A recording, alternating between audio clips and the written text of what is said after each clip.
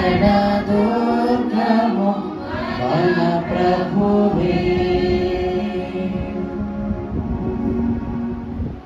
అందరికీ ప్రభు నామమున ఈ ప్రశస్త పావన ఈ ఆగస్టు మాసములోని 4వ ఆరాధన, ఆఖరి ఆరాధన కార్యక్రమమునకు ఆరోగ్యముగాను ఆనందముగాను సమ భూమి గల పరిశుద్ధ సాన్నిధ్యములందు మనల్ని నిలువబెట్టిన త్రిత్వ దేవునికి, త్రిత్వ దేవుని భాగ్యముతో ఏకీభవించిన మీకును పరలోక తండ్రి యొక్క ప్రభావము సదా అనుగ్రహింపబడును గాక.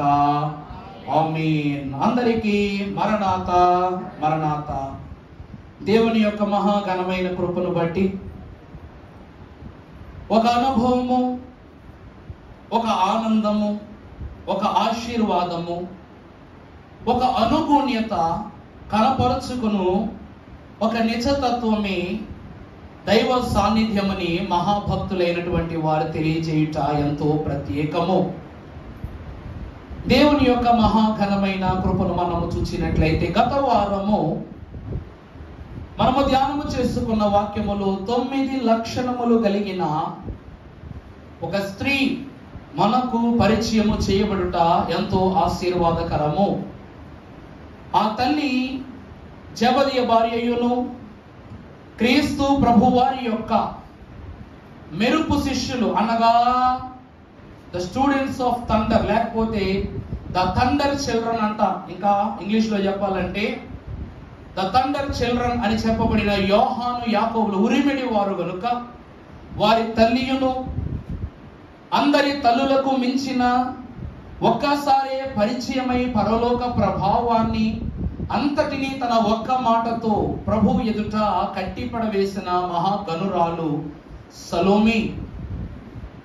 సలోమి అను మాటకు అర్థము సమాధానము లేక పరిశుద్ధమైనటువంటి వాక్యమును బట్టి మనము చూసినట్లయితే సంపూర్ణత. సమాధానము, రెండవది ఏమిటమ్మా? సంపూర్ణత. ఆ తల్లి యొక్క దివ్య వాక్య లక్షణములలో 9 లక్షణాలను మనం జ్ఞాపకం చేసుకున్నాం.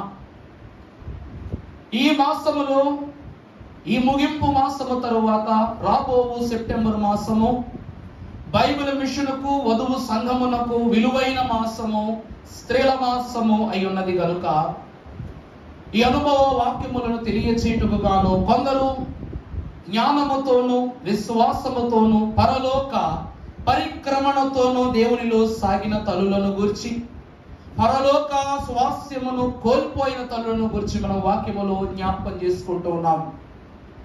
ఆ అనుభవ అంశ వాక్య భాగములలోని ఈ దినము మనము ధ్యానము చేసుకొనబోవు వాక్యాంశము శాప నగర ప్రియ స్నేహితురాలు లోతు భార్య అయిన, ఎవరు చెప్పండి?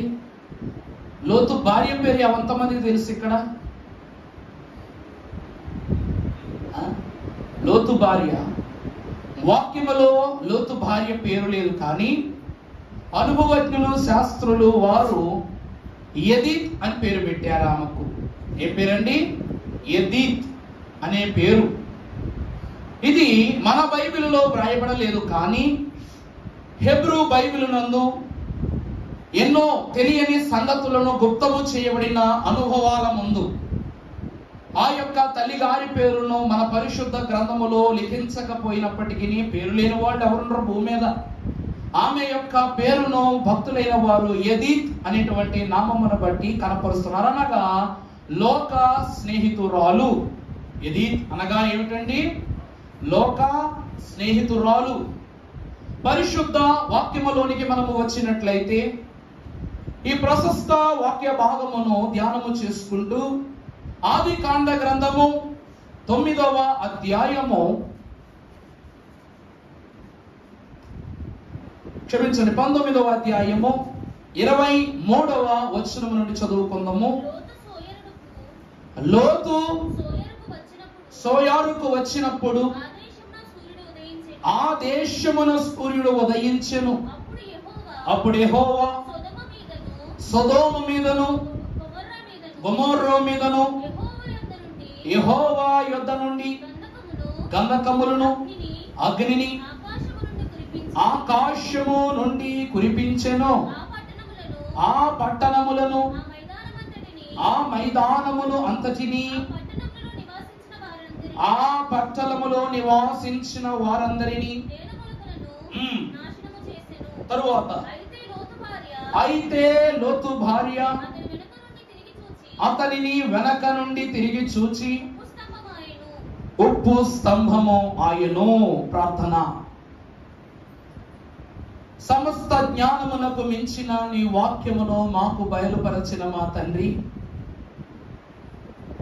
పరిశుద్ధుడవు పరిశుద్ధుడవు పరిశుద్ధుడవు అయ్యున్న మీరు మా జ్ఞానమునకు అందరూ, మా తలాంతులకు దొరకరు, మా నాలుక ఉచ్చరించుటకు సఖ్యము కాని నీ పరిశుద్ధ నామము ఆ తలాంపులను అందుకొనుటకు గాను, కనపరచుటకు గాను, స్వీకృతము చేసుకొనుటకు గాను అనేక పద్ధతులను మీరు మాకు అందించినందులకై నీకే వందనములు.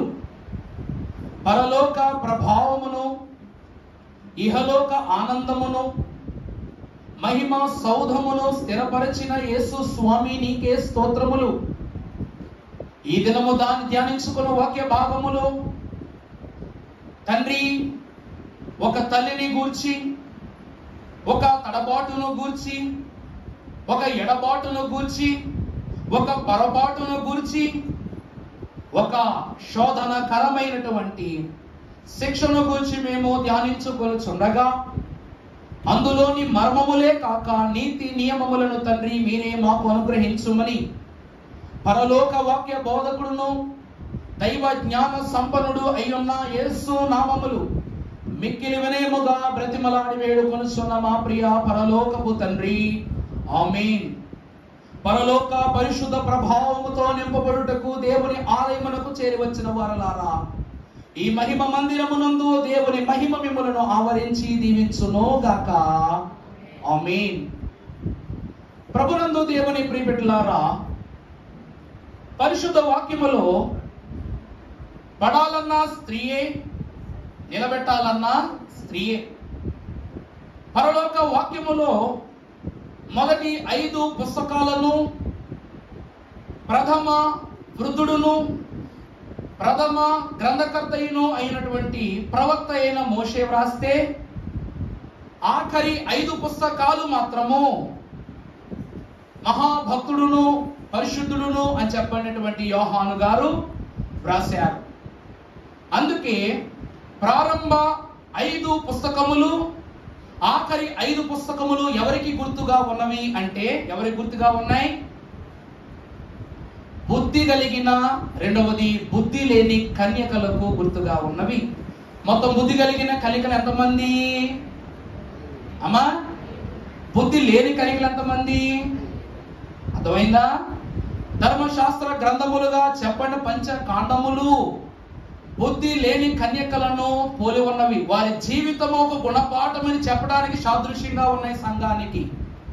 ఇక తరువాతి భక్తుడైన యోహాను రాసిన సువార్త, 3 పత్రికలు, భవిష్య గ్రంథమైన ప్రకటన గ్రంథము, 5 పుస్తకాలు సిద్ధులలో నూనెను అధికముగా సిద్ధపరుచుకుని పెండ్లి కుమారుని ఎదుర్కొన్నటువంటి 5 కన్యకలకు సాదృశ్యమైనది. విడనాడబడిన కన్యకలు, కొనిపోబడిన కన్యకలు. అనగా ఈ వాక్య అంతస్తంతా దేని మీద నిలబడి ఉన్నది అంటే, పరిశుద్ధ వాక్యం చూసినట్లయితే మొదటిగా సంఘమునకు సాదృశ్యము, రెండవది పరలోక పెండ్లి కుమార్తెగా సిద్ధపడిన సంఘమునకు సాదృశ్యము. దేవుని యందు ప్రియబిడ్డలారా, సృష్టికి మూలము స్త్రీనే, అలాగనే సృష్టికి మూలన కూడా స్త్రీనే ఉంచాడు దేవుడు. అర్థమైందన్న మాట? సృష్టికి మూలముగాను స్త్రీనే ఉంచాడు, మూలన కూడా ఎవరు ఉంచాడు? స్త్రీనే ఉంచాడు దేవుడు. అలాంటి మూలముగా ఉండవలసిన ఆమె మూలన పడిపోవుటకు ఎన్నో ప్రత్యేకమైన కారణాలు ఉన్నాయి. ఆ కారణములను వెతికి చూడగా ఉదహరించబడిన ఒక అంశమే లోతు భార్య యొక్క శాప జీవితము. పరిశుద్ధ గ్రంథములో మనము చూచినప్పుడు ఈ వాక్య భాగము దైవజనులు 3 ప్రాముఖ్యమైన అంశాలతో మాట్లాడారట. మొదటిది లోతు భార్య యొక్క లోపము. ఏమిటండి? లోతు భార్య లోపము, తద్వారా దేవునికి కలిగిన కోపము. మూడవది లోపము బట్టి లోకము వల్ల పొందిన శాపము. అర్థమైందా అండి? లోతు భార్య లోపము, దాని వల్ల కలిగిన దేవుని కోపము, దానిని బట్టి ఆమె పొందుకున్న శాపము. అందుకే శాప నగర ప్రియ స్నేహితురాలు ఎవరట? లోతు భార్య. పరిశుద్ధ వాక్యములోనికి మనం వచ్చినట్లయితే పరిశుద్ధ గ్రంథములో నుండి చదువుకున్న అంశ పాట మరొకసారి జ్ఞాపకం చేసుకుందాం. చదవండి, పర్లేదు. లోతు సోయాకు వచ్చినప్పుడు ఆ దేశమున సూర్యుడు ఉదయించెను. అప్పుడు యెహోవా సొదొమ మీదను గొమొర్రా మీదను గంధకములను అగ్నిని ఆకాశము నుండి కురిపించి ఆ పట్టణముల యందలి మైదానం అంతటిని చాలమ్మా. దేవుని ప్రియబిడ్డలారా, పరిశుద్ధ వాక్యం వద్ద వచ్చిన వారులారా, ఇక్కడ మనకు ఒక అద్భుతమైన పట్టణం కనిపిస్తూ ఉన్నది. ఆ అద్భుతమైన పట్టణము సొదొమ గొమొర్రా. ఈరోజు దైవజనులైన దేవదాసయ్య గారు అన్నారట, పాపులను ఇంకను పాపులనుగానే ఉండనిమ్ము, అన్యాయము చేయువారిని ఇంకను అన్యాయము చేయనిమ్ము, అపహాస్యము చేయువారిని ఇంకను అపహాస్యము చేయనిమ్ము అన్నారు. ప్రభు యొక్క వాక్యములో మరొక మాట ఏమిటంటే, ఒక్క గొర్రె అయినను తప్పిపోవట నాకు ఇష్టము కాదు. ఇక్కడ రెండు వైనాలు మనకు కనబడుతున్నాయి. అపహాస్యము చేసే సొదొమ గొమొర్రా ప్రజలు అపహాస్యం చేస్తూనే బ్రతుకుతున్నారు. నిందలు, అవమానములు, పాపములు, వ్యభిచారములు, దోషములు, దుర్నీతులు, మధుపానములు చేస్తున్న వారు ఇంకనూ ఆ పనులే చేస్తూ ఉన్నారట. ఇలా చేస్తూ ఉన్నటువంటి వారిని చెడిపోనిమ్ము అని ప్రభు అన్నారు. వాళ్ళు చెడిపోతూనే ఉన్నారు కాబట్టి చెడిపోనిమ్ము అని ప్రభు అన్నారు. అలాగే అదే ప్రభు కుమారుని ద్వారా ఒక్క గొర్రె అయినను నశించిపోవుట ఈ దినమున.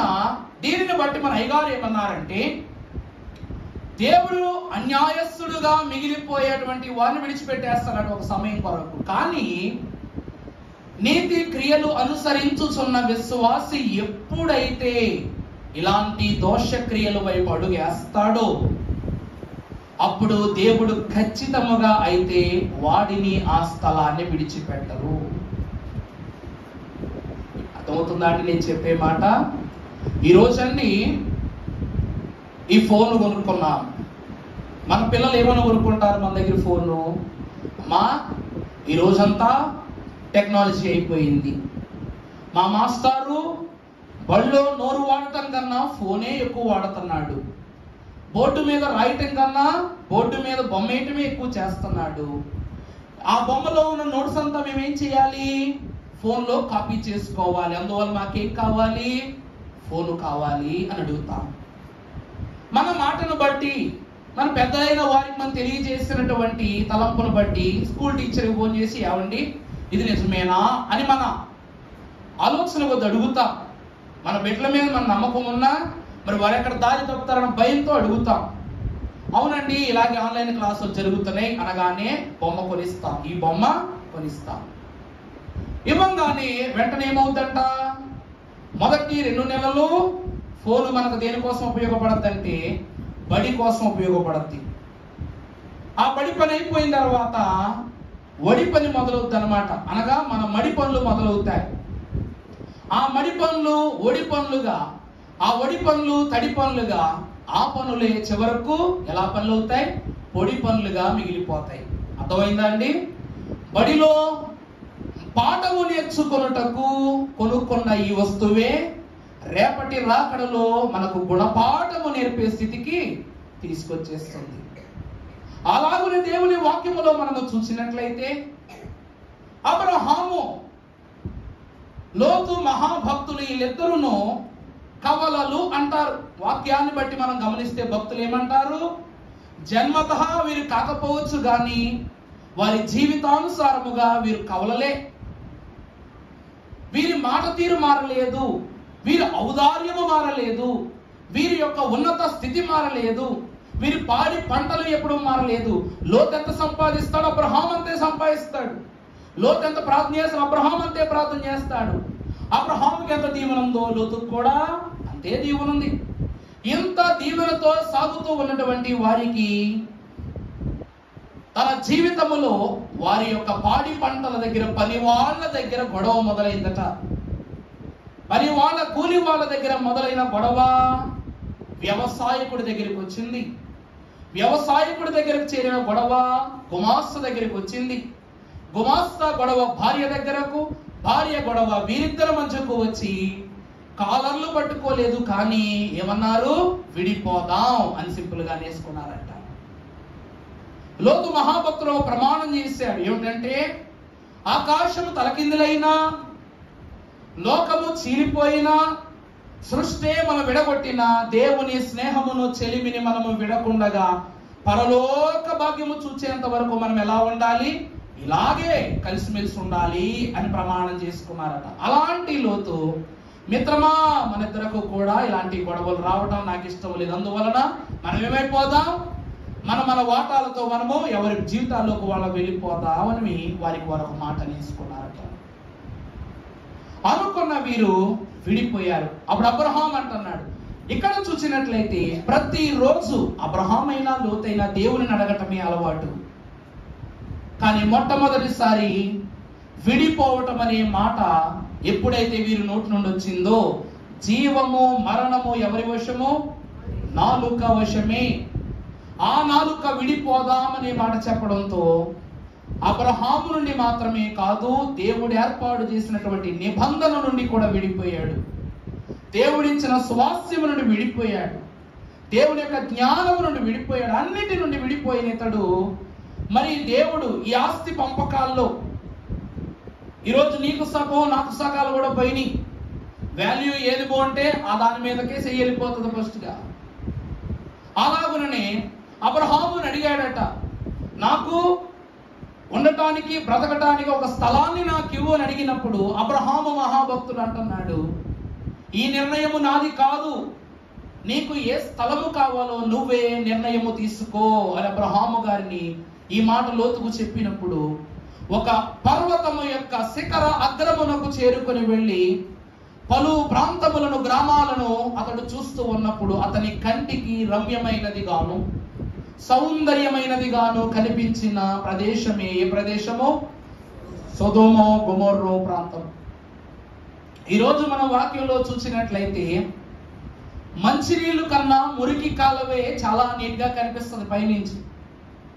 మీరు ఎప్పుడైనా చూచారా? మురికి కాలువ అంటే మనం డ్రైనేజీలు కాదు, మురికి కాలువ అంటే వేరు. ఆ మురికి కాలువలు ఎలా ఉంటాయి అంటే దానిపైన తేట చేరిపోయి దానిపైన రకరకాలైనటువంటి ఆకులు అవి వచ్చేస్తాయి. మనము తెలియకుండా ఒక్క అడుగు దాటి దాని మీద పెట్టామంటే ఏమైపోతాం, దబాల్ మందికి పోతాం. మనము చూసినట్లయితే ఇప్పుడు లోతు పరిస్థితి కూడా అదే. అంతటి ప్రాంతములోను ఊబుల గురించి మీరు వినుంటారు. ఊబి అంటే ఏంటి తెలుసు కదండి, నేల ఆ ఊబి రెండు సమానంగానే ఉంటాయి. ఈ నేల చూడటానికి ఎలా ఉంటుందో ఊబి కూడా అలాగే ఉంటుంది. అడుగు వేసిన తర్వాత మాత్రం వాళ్ళు ఏం చేస్తుంది, లోపలికి లాగేసుకుంటుంది. అలాగా ఇతని కన్నుల యొక్క తలాంతులను, అతని దృష్టిని, తన విశ్వాసాన్ని సమస్తాన్ని చెదరగొట్టి వేసి సొదొమ గొమొర్రా ప్రాంతము ఆకర్షించుకున్నదట. నాకు ఆ ప్రాంతము కావాలి అని అడిగాడు. ఈరోజు భర్తను బట్టే భార్య, భార్యను బట్టే భర్త. నిజానికి చెప్పాలి అంటే అబ్రహాము లోతులలో లోతు విశ్వాసము గొప్పది. శారా లోతు భార్య ఎదీత విషయములో ఎదీత యొక్క విశ్వాసమే గొప్పది. ఒక్కసారైనా అబ్రహాము భార్య అయిన శారా నవ్విదేమో గాని లోతు భార్య ఏ దినమునందు దేవుని అపహాస్యము చేయలేదు. అపహాస్యము చేయలేని ఆమెకు ఉప్పు స్తంభం అయ్యే పరిస్థితి ఎందుకు కలిగిందంటే పరిశుద్ధ వాక్యములో మీకు సెలవిస్తూ ఉన్నాను. దానియేలు గ్రంథము 6వ అధ్యాయము 5వ వచనం మనం ఒకసారి చదువుకున్నట్లయితే, అందుకు ఆ మనుష్యులు అతని దేవుని పద్ధతి బాగా కలిపి చదవండమ్మా. అందుకు ఆ మనుష్యులు దేవుని పద్ధతి అందే గాని మరి ఏ విషయమందునైనను గాని అతనిలో లోపము కనుగొనలేదని అనుకొనిరి. దేవుని ప్రియబిడ్డలారా, మహాభక్తుడు దానియేలు, ఈ దానియేలును గురించి వీరు ఎలాగైనా దానియేలును మనం ఏం చేయాలి, పడగొట్టాలి, దానియేలును ఏం చేయాలి, హతమార్చాలి అని పలు రకాలైనటువంటి మాటలు, పలు రకాలైన పథకాలు వాళ్ళు వేస్తున్నారు. కానీ వారి నోట వచ్చుచున్న గొప్ప సాక్ష్యము, ఈ సాక్ష్యాన్ని దైవజనులు ఏమన్నారు అంటే లోకమిచ్చిన సాక్ష్యము అన్నారు. అర్థమైందా అండి? లోకమిచ్చిన సాక్ష్యము అన్నారు. ఈ సాక్ష్యమును మనము చూసినట్లయితే అందుకు వారు అతడు లోకమునందే కాని మనుష్యుల యందునే కాని లేక దేవుని విషయమునందే కాని ఏమి లేదట, అతనికి లోపము లేదు అని వారు అనుకున్నారు. ఇలా మనము చూసినట్లయితే యేసుక్రీస్తు ప్రభు వారిని గురించి మన దైవజనులు ఒక రక్షణ పద్యములో రాశారు. ఏమిటట? తలపులోనైననే తట్టు చూచిన గాని రవంతయైననే రంబు లేదు, జనులు చెప్పిన మాట తరచి విచారింప రవంతయైననే రంబు లేదు, చెప్పిన మాటలు తరచి విచారింప రవంతయైననే రంబు లేదు, చెప్పిన మాటలను చేర్చి తరిచి విచారింప రవంతయైననే రంబు లేదు. అక్కడ ఏమని రాస్తుందండి? అందుకు ఆ మనుష్యులు మరి ఏ విషయమునందు, ఇక్కడ చూడండి అమ్మా, దేవుని విషయమునందే గాని మరి ఏ విషయం అంటే ఇంకెక్కడ వెతికినా సరే అతనిలో లోపము లేదని తెలిసి వారు ఏమనుకుంటున్నారట, మనము ఇతనిని ఎలాగైనా ఒక నింద వేసి అతనిని ఏం చేయాలి, మట్టు పెట్టాలి అంటున్నారు. దేవుని ప్రియబిడ్డలారా, ఈ లోతు భార్య జీవితము వల్ల మనము తెలుసుకోవలసిన గొప్ప జీవితము, గొప్ప తలంపు, గొప్ప ఆలోచన, గొప్ప తీర్పు ఏమిటి అంటే లోతు భార్య జీవితములో లేని మొదటి లక్షణము సాక్ష్యము. లోతు భార్య జీవితంలో మొదటిగా ఏం లేదమ్మా, సాక్ష్యం లేదు. పరిశుద్ధ వాక్యములో చూపిస్తాను. మొదటి తిమోతికి రాసిన పత్రిక 3వ అధ్యాయము 7వ వచనం చదువుకున్నట్లయితే, చదువు తల్లి. మరి అతడు అపవాది యొక్క ఉరిలో పడకుండునట్లు సంఘమునకు వెలుపటి వారి చేత అట్టి సాక్ష్యము అనగా మంచి సాక్ష్యము పొందిన వాడై ఉండవలెను. దేవుని ప్రియబిడ్డలారా, ఈరోజు లోతు భార్యకు ఏమి లేదు అయ్యా అంటే మొదటిది సాక్ష్యము లేదు. ఇక్కడ దానియేలును బట్టి లోకం అంటుంది, అనగా నాశనము చేయగోరు వారు అంటున్నారు. ఇతడు దేవుని యందును గాని ఇక మరి ఏ విషయమునందును గాని ఇతడు ఏం లేదు, ఇతనికి లోపము లేదు. ఈ రోజట లోతు భార్య ఉప్పు స్తంభం అయిపోయినప్పుడు అమ్మో నా భార్య, అమ్మో నా అమ్మ అని బిడ్డలు చూడలేదు, భర్తను కూడా వెనక్కు తిరిగి చూడాల. ఆమె ఉప్పు స్తంభము యొక్క వయనమును, అటు కాలిపోతున్న సొదొమ గొమొర్రా పట్టణ వాసులను, నశించిపోతున్న జనమును గాని కుటుంబమును గాని మరి ఎవరును గాని చూడాల. ఈ రోజు వాక్యములో చూస్తే అబ్రహామట మిగిలిన లోతు కుటుంబము గురించి అయినా నేనేం చేయాలి, దేవునికి మొర్ర పెట్టాలి అని తెలిసి లోతు కుటుంబము కొరకు దేవుడికి మొర్ర పెట్టాడు. ఆ అన్న ప్రకారమే దేవుడు లోతు కుటుంబాన్ని సొదొమ గొమొర్రా నుంచి తప్పించాడు. తప్పించి వెనక్కు చూడవద్దన్న పాపానికి లోతు భార్య చూడగా ఉప్పు స్తంభం అయిపోయింది.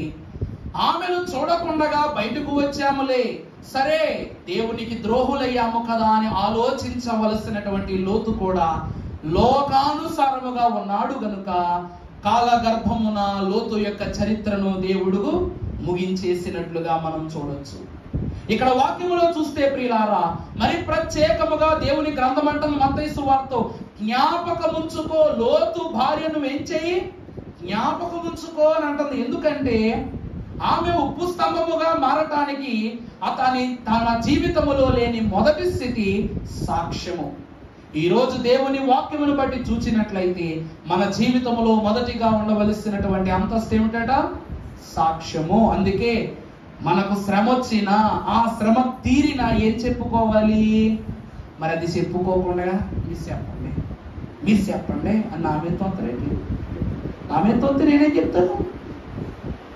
ఈరోజు నువ్వు దేవుని ఎదుట, దేవా నాకు కలిగిన శ్రమయందు నీవు చేసిన మేలు ఎటిది అని నువ్వు ప్రభువు చెప్పుకున్నావు అనుకో, అయ్యగారు చెప్పారు ఒక అద్భుతమైనటువంటి మాట, ఎన్ని మేల్లో ఎంచి చూడ ఇలను ఎవరి సత్యము, ఎన్ని మేల్లో ఎంచి చూడ ఇలను ఎవరి సత్యము, అన్ని మేలు మరువకు అధికమౌను సౌఖ్యము, జీవనాద జీవరాజ శ్రేష్ఠ దానకారుడా, జీవనాద జీవరాజ శ్రేష్ఠ దానకారుడా, మా వినతులనందుకొనుము మహిమ రూపదారుడా, జీవనాద జీవరాజ శ్రేష్ఠ దానకారుడా. ఎన్ని మేల్లో ఎంచి చూడ ఇలను ఎవరి సత్యము, అలాగే అన్ని మేళ్ళు మరువకుంటే ఏమవుతుందంట, అధికమవుతుంది. లోతు భార్య దేవుడు చేసినటువంటి మేళ్లను జ్ఞాపకం ఉంచుకొనలేదు, కానీ సొదొమ గొమొర్రా పట్టణమును జ్ఞాపకము చేసుకుని వెనక్కి తిరిగింది గనుక అతనికి ఏం కలిగిందంట, శాపమే కలిగింది. అర్థమైందా అండి? దేవుని మేలులను జ్ఞాపకము చేసుకొనక మరచెను, జ్ఞాపకము చేసుకొనకూడని లోకము వైపు కన్నులెత్తి చూచి జ్ఞాపకం ఉంచుకొనెను కనుక ఆమె ఎవరైపోయిందట, ఉప్పు స్తంభమే. అందుకే అటు లోకము సాక్ష్యం ఇవ్వలేదు, ఇటు దేవుడు సాక్ష్యం ఇవ్వలేదు, అటు కుటుంబము సాక్ష్యం ఇవ్వలేదు, ఎవ్వరు ఇవ్వని సాక్ష్యము లేని ఉప్పు స్తంభముగా ఈ రోజు వరకు ఆమె మిగిలిపోయింది. దేవుని ప్రియమిత్రులారా, ఈ లోకములో నీ యొక్క సంభాషణ ఉప్పు వేసినట్లు ఉన్నదని దేవుని వాక్యం చెప్తూ ఉంది. అంటే ఉప్పు దేనికి గుర్తు? ఉప్పు దేనికి గుర్తండి? రుచికి గుర్తు. ఈరోజు మసాలాలు వాడినా, ఏమి వాడినా, ఎలాంటి అద్భుతమైనటువంటి విషయాలు వాడినా, మనము వేయవలసిన ఆఖరి పదార్థము ఎంత గొప్ప ప్రొఫెషనల్ మ్యాట్నీ చెఫ్ అయినా సరే, ఎంత గొప్ప వంటగాడైనా ఉప్పు లేని వంట చేయగలడా? ఉప్పు లేని రుచి తేగలడా? అలాగే ఈమె సంభాషణ కూడా, సాక్ష్యము లేని సంభాషణ జీవితము కూడా, స్వభావము కూడా దేవునిని బట్టి, లోకమును బట్టి ఉప్పు వేసినంత పటుత్వంగా ఉందంట. అర్థమైందా అండి? పరలోకమునకు చేరబో మనకు సాక్ష్యము చాలా ప్రత్యేకము సుమా. అలాగుననే తర్వాత మీరు చూసినట్లయితే అదే తిమోతికి రాసిన పత్రిక 6వ అధ్యాయము 10వ వచనము మనము చదువుకున్నప్పుడు, ఎందుకనగా ధనాపేక్ష సమస్తమైన కీడులకు మూలము, కొందరు దానిని ఆశించి విశ్వాసము నుండి తొలగిపోయిరి. దేవుని ప్రియమిత్రులారా, రెండవది ధనాపేక్ష. లోతు కుటుంబమునకు ఉన్నదే అది. ఇప్పుడు దేవుడు ఇచ్చిన ఎన్నో వరాలు, ఎన్నో ఆశీర్వాదాలు వారితో ఉన్నాయి. విడిపోయేవారు అబ్రహాముతో విడిపోయి దేవుని ప్రత్యేకముగా ప్రార్థించుకున్నారా అంటే, ప్రార్థించుకొనక నాకు రమ్యమైన సౌందర్యమైన స్థలమును నేను తీసుకోవాలని ఆశిస్తున్నాను, నాకు ఒక స్థలాన్ని, ఒక ప్రదేశాన్ని నాకు ఇవ్వమని అబ్రహామును అడగగా, నీవే నీకు కావలసిన చోటును నువ్వు ఏర్పరుచుకో, తీసుకో అని అడిగగానే ఎలా ఉంటుంది తెలుసా అండి? ఏ ప్రదేశంలో అయితే మనం ఉండకూడదో ఆ ప్రదేశంలోనే ఉండాలని, ఏ విషయము కొరకైతే మనం ఇష్టముతో ప్రార్థన చేస్తామో ఆ స్థలంలో ఉండకూడదని మానవుని యొక్క ఆలోచనలు కోరుకుంటాయి అంట. దేవా దేవా దేవా నేను విడిచిపెట్టకూడదు, దేవా దేవా దేవా నేను పాపం చేయకూడదు, దేవా దేవా దేవా నేను దోషిగా ఉండకూడదు, ఇలా ఉండకూడదు, అలా ఉండకూడదు, అక్కడికి వెళ్ళకూడదు, ఇక్కడికి వెళ్ళకూడదు అని అంటూనే వెళ్ళే చోట్లకు, వెళ్ళకూడని చోట్లకు వెళతాం, మాట్లాడే మాటలు మాట్లాడతాం, చూడని వ్యక్తులను చూస్తాం, చేయని పనులు చేస్తాం. అన్నిటినీ చేయటాన్ని బట్టి లోతు కుటుంబమే పడిపోగాలి అనేది మనం పడిపోవటం పెద్ద విషయమా? వారికి ఉన్న గొప్ప లక్షణము ధనాపేక్ష. ధనాపేక్ష దారిద్ర్యమునకు దారితీయును అన్నారు. అయ్యగారు రక్షణ పద్యాలు రాస్తారు. ధన ధాన్యముల వల్ల దారిద్ర్యము వచ్చును గాని ఐశ్వర్యం ఎప్పుడు అబ్బెను మనకు నేడు. ధనధాన్యముల వల్ల ఏమబ్బుతుందంట? దారిద్ర్యం అబ్బుతుంది కానీ ఐశ్వర్యం ఎక్కడ అబ్బుతుంది? మనకి పరలోక ఐశ్వర్యం ఎక్కడ అబ్బుతుంది? అసలు డబ్బు అంటే ఏంటి, ధనం అంటే ఏంటి, ఐశ్వర్యం అంటే ఏంటి? మూడు ఒకటి కాదు. విశ్వాసులుగా కళ్ళెత్తి చూసినప్పుడు ధనం అంటే వేరు, డబ్బు అంటే వేరు, ఐశ్వర్యం అంటే వేరు. ఒకప్పుడు బంగారు కాసులు ఇచ్చేవారట. ఈరోజు ఆ బంగారు కాసులు డబ్బులు కొనుక్కుంటున్నాం. మనం గొప్ప స్థితిలో ఉన్నామా, ఘోర స్థితిలో ఉన్నామా? మీరు చెప్పండమ్మా. ఒకప్పుడు బంగారు నాణ్యాలు ఇచ్చి అన్నం కొనుక్కునేవాళ్ళు. ఈరోజు చిల్లర కాగితాలను ఇచ్చి బంగారం కొనుక్కుంటున్నాం. గొప్పలమైనట్ట దిగజారిపోయినట్లా? అంటే ఆ ధనాపేక్ష వల్ల మనకి ఏమొచ్చింది? ఈరోజు ఈ డబ్బుల మీద కూడా ఆశ ఇచ్చామనుకో, ఆఖరికి చెప్తున్నాను, ఇలా అనుకోవద్దు. కొత్తగా మన ఏదో సినిమా వచ్చింది, అందులో ఒక మాట ఉంటుంది, యూనిట్స్ అంట. ఆ యూనిట్స్ అనే మాట వాడతారు. కానీ ఇప్పుడు ఆ యూనిట్స్ అనేటువంటిది ఎప్పుడో రాబోయే 1 సంవత్సరం 2 సంవత్సరాలు ఎప్పుడో పైన ఆ సినిమాలలో తీసుకున్నారులే. కానీ ఇప్పుడు ఏం వాడుతున్నారు తెలుసా అండి? బిట్ కాయిన్ వాడతారు. ఏం వాడతారమ్మా? ఒక్క బిట్ కాయిన్ 30 లక్షల రూపాయలకు గుర్తు. అర్థమైందమ్మా? ఈరోజు డాలర్ సింబల్ ఎస్ ఉండి దాని మీద 2 గీతలు ఉంటాయి. కానీ బిట్ కాయిన్ మీద బి ఉండి పైన 2 గీతలు, కింద 2 గీతలు ఉంటాయి. అంటే ఒక బిట్ కాయిన్ వాల్యూ 30 లక్షల రూపాయలు. 2000 రూపాయల నోటుకే తల బాదుకుంటున్నాం. అదే జోబులో 4 బిట్ కాయిన్లు వేసుకుని తిరిగామంటే ఏంటి పరిస్థితి? అంతే, అయిపోయింది. ఇంకా నీ ఆస్తి అంతా ఆవిరైపోయినట్టే. అలాంటి రోజులకు వచ్చేసాం మనం. దేవుని ప్రియబిడ్డలారా, పరిశుద్ధ వాక్యాన్ని చూస్తే దేశమంతా గాలించుకున్నాడు, లోకమంతా గాలించుకున్నాడు, కానీ తిరిగి తిరిగి తిరిగి తిరిగి ఎక్కడికి వచ్చి పడ్డాడు అంటే దారిద్ర్యమును అబ్బే స్థలమునకే అతడు చేరుకున్నాడు. ధనాపేక్ష. ఈరోజు మనకు ఉండకూడదు అది. ఆ ధనాపేక్ష మనల్ని ఏం చేస్తుంది? చదువు తల్లి. ధనాపేక్ష సమస్తమైన కీడులకు మూలము. కొందరు దానిని ఆశించి విశ్వాసము నుండి తొలగిపోయి చాలండి. లోతు కుటుంబమునకు ఉన్న రెండవ ఘోరమైన పరిస్థితి ఏమిటంటే ధనాపేక్ష. ఈమె ఉప్పు స్తంభముగా మారకుండా కాపాడటానికి 1 రూపాయి వచ్చిందా? లోతు ఎన్ని రూపాయలు ఖర్చు పెట్టాడు? ఏమీ ఖర్చు పెట్టలేదు. ఆమె ఖర్చు కూడా సైతము ఏమిటి అనగా ఆమెకు కలిగిన పాపమే, అది పొందుకున్న పాపమే ఆమెకు శాపంగా మారిపోయింది. మనకు ఉండకూడని రెండవది ఏమిటనగా ధనాపేక్ష. ప్రభు అంటున్నారు, మిమ్మల్ని పరలోకములో మహదైశ్వర్యముతో నింపుతానంటున్నారు. ఎందుకంటే నేనేమో మన వాక్యంలో సొలొమోను గురించి చదువుకున్నప్పుడు ఏమని చెప్పారు? 12 మంది అపోస్తలులకు 12 బంగారు సింహాసనాలు ఇచ్చిన ఆమె ఏమని కోరుకుంటాం తెలుసా? ప్రభువా, ఆ సింహాసనాలు ఏమో నాకు తెలియదయ్యా, కానీ నా 2 బిడ్డల సింహాసనాలు మాత్రం ఎక్కడ ఉండాలి? ఒకటి నీ కుడి వైపున, ఒకటి నీ ఎడమ వైపున. అన్నీ బంగారమే, కానీ మేలిమి బంగారము వంటి ప్రభు ప్రకారం. ఎందుకంటే ఆయన వాక్యము వెండి బంగారముల కన్నా కోరదగినది. అదే కోరుకుందా తల్లి. ఈరోజు ఆ ధనము కోరుకుంటే పరలోక ధనమును మనం కోల్పోతాం. దేవుని ప్రియమిట్లారా, రెండవది లోతు భార్యకు కలిగిన శోధన ధనాపేక్ష. ఆమెకు దారిద్ర్యమును, కలిగిన విశ్వాసమును దూరం చేసింది. మూడవదిగా యోహాను సువార్త 3వ అధ్యాయము 19వ వచనం మనం చదువుకున్నట్లయితే, ఆ తీర్పు ఇదే, వెలుగు లోకములోనికి వచ్చెను కానీ తమ క్రియలు చెడ్డవైనందున మనుష్యులు వెలుగును ప్రేమింపక చీకటినే ప్రేమించుతారు. నిజమే, అబ్రహాముతో కలిసి ఉన్నంత కాలం, దేవుడు వారితో నిలిచి ఉన్నంత కాలం, తిండికి, బట్టకు, బస్సకు, నడకకు, ఏ విషయంలోనూ వారికి ఏం లేదు, కష్టం లేదు.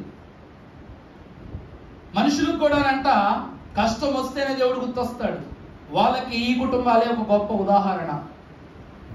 దేవునితో మేము ఉండాలి అని నిలబడ్డారు.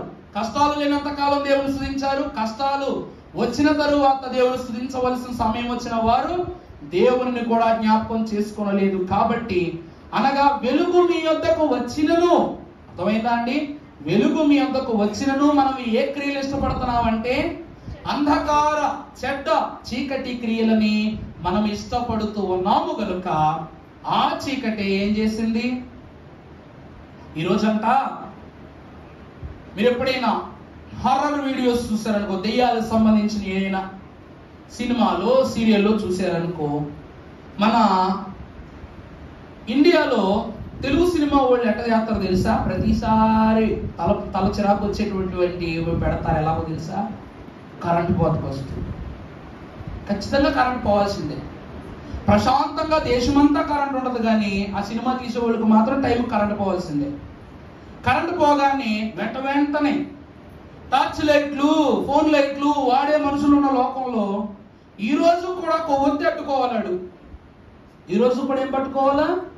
ఒక కొవ్వొత్తిని ఇంత ఎత్తుక్కుని ఫ్రిడ్జ్ మీదో టీవీ మీదో కొవ్వొత్తి ఎత్తుక్కుని, ఈ రోజుల్లో లైటర్లు, రకరకాల ఎలక్ట్రిక్ లైటర్లు అన్నీ వచ్చేసినా అగ్గిపెట్టి కోసం మళ్ళీ తేలియాడుతూ ఉంటాడు. అది ఎంత గొప్ప ఇల్లు అయినా సరే, అదో 1000 కోట్ల రూపాయలు ఆస్తున్నాడు ఇల్లు అయినా సరే, ఆ ఇంట్లో కొవ్వొత్తి ఉండాల్సిందే, కరెంటు పోవాల్సిందే. మూడోది ఏంటి? అగ్గిపెట్టి దొరకాల్సిందే. అలా దొరకకపోతే అదే ఈ సినిమా కాదనమాట. లోతు భార్య యొక్క జీవితం ఏమిటి చెప్పమంటారా? దేవునితో కలిసి ఉన్నంత కాలము, దేవునితో నిలిచినంత కాలము, దేవునితో బ్రతికినంత కాలము తినిన ప్రతి భోజనము ఆమెకు రుచి పొందనివ్వలేదు. కానీ చీకటిలోనికి వెళ్ళిన తదనగా ఎంత అందమైన ప్రదేశము, ఎంత అందమైన దేశము, ఎంత అందమైన ప్రజలు అంటున్నారు. చూసారంటే వ్యభిచారము చీకటి సంబంధమైన క్రియ, దానిని ఇష్టపడింది. నరహత్యలు చీకటి సంబంధమైన క్రియలు, దాన్ని ఇష్టపడుతున్నారు.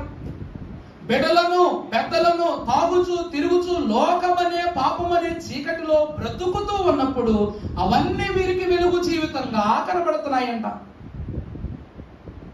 ఈరోజు మనకున్న భయం ఏంటంటే, ఎవరైనా ఇల్లు కాలిపోయింది అనుకోండి, లేక ఏదైనా ఒక దడో ఏదో కాలిపోయింది అనుకోండి, మనం ఏం చేస్తాం? పరుగున వెళ్ళి నీళ్ళైటు మాట దేవుడిని, కానీ ఆ దడ ఎంత బాగా కాలుతుందో చూద్దాం, ఎంతసేపు కాలుతుందో చూద్దాం, ఎలా కాలుతుందో చూద్దాం. బూడిదయ్యేదాకా అక్కడి నుంచి కదలనే కదలం. బూడిదైపోయిన తర్వాత ఆయన దగ్గరికి వచ్చి భుజం మీద చెయ్యేసి ఓ మాట అంటాం, సర్లేరా జరిగింది ఏదో జరిగిపోయింది. ఎవడి ఇల్లు కోసం వాడే నీళ్ళు బగిడి తెచ్చుకుని పోసుకోవాలి. వాడు తడుపుకోలేక అలసిపోయి ఆగిపోయినప్పుడు ఓదార్పు యాత్రలో బయలుదేరతారు. ఇక్కడట సొదొమ గొమొర్రా ఒక్కసారైనా వీరికి ఉన్న తలంపు చూడని చెప్తాను. అబ్రహాము లోతులు విడిపోవడానికి ఇష్టపడినప్పుడు ఈ లోత భార్య అంట, ఏమండి ఏంటండి మనం విడిపోవడం ఏంటండి? ఈరోజు మనం కలిసి ఉండటం బట్టే కదా దేవుడు ఎంత సంపదించాడు మనకి, దేవుడు మనకి దేవుని ఇచ్చాడు కదా అని ఒక్కసారి కూడా లోతు భార్య లోతు దగ్గరికి సలహా చెప్పలా, ఎదితో సలహా చెప్పలా. వద్దండి మనం విడిపోవద్దు, గొడవలు వస్తూ ఉంటాయి, పరిస్థితి సమస్యలు వస్తూ ఉంటాయి, చదువుకోవాలంతే అని చెప్పటం అనేసి మనం సర్దుకుని వెళ్ళిపోదాం అనగానే సర్దేసింది, భర్త కంటే ముందు సర్ది పడేసింది.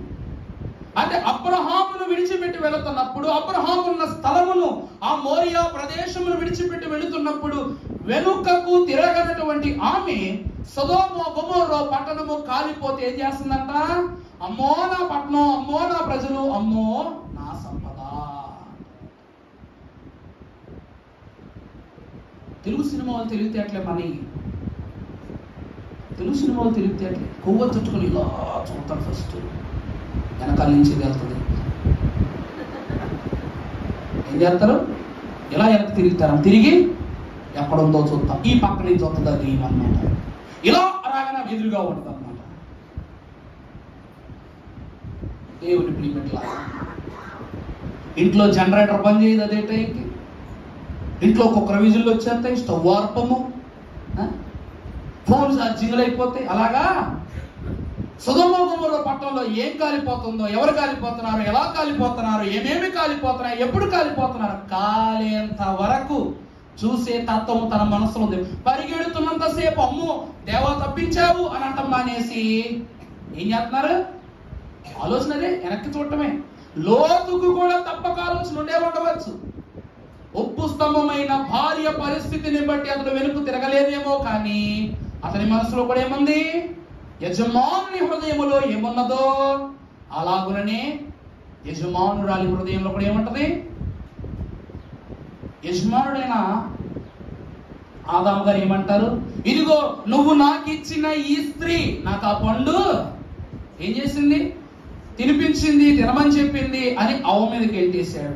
అవ్వ పాము మీదకి వెళ్ళేసింది. అలాగే వీళ్ళు కూడా అంతే, పరిస్థితులను బట్టి.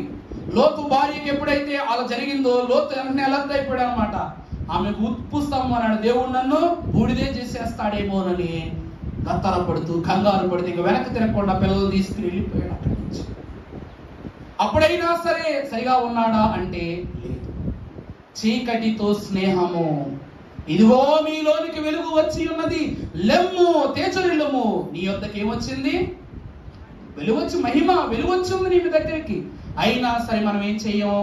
గమనించు. అలా గమనించలేదు కనుక దేవుడు లోకములో నుండి బయటికి తీసుకొచ్చాడు, కానీ లోకము నుండి ఆమె విడిపోయిన లోపములు మాత్రం ఆమె నుండి విడిపోలేదు. కాబట్టి శాపమునకు గురైపోయింది. అర్థమైందా అండి? శాపమును. మూడవది ఏమిటనగా చీకటి సంబంధమైన జీవితము మనలో ఉండకూడదు. నాలుగవదిగా పరిశుద్ధ వాక్యములు మీరు చూసినట్లయితే మత్తయి సువార్త 6వ అధ్యాయము 5వ వచనం చదువుకుందాం. మరియు మీరు ప్రార్థన చేయనప్పుడు వేషధారుల వలె ఉండవద్దు.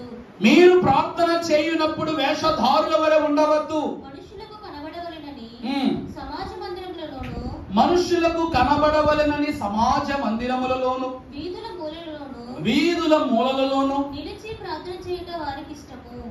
చాలండి. ఈ రోజంతా తల్లిదండ్రులైనటువంటి వారు పిల్లలను తీసుకొచ్చి ప్రభువా నా బిడ్డను దీవించు, ప్రభువా నా బిడ్డను ఆశీర్వదించు అని వాళ్ళ కోసం ఏళ్ళెడుతుంటే ఏం చేస్తారు తెలుసా? టింగ్ అని సౌండ్ అవుతుందంట. ఫోన్ పట్టిన అవుతారు, టింగ్ అని సౌండ్ అవుతుంది. దానికి రిప్లై ఇస్తాం.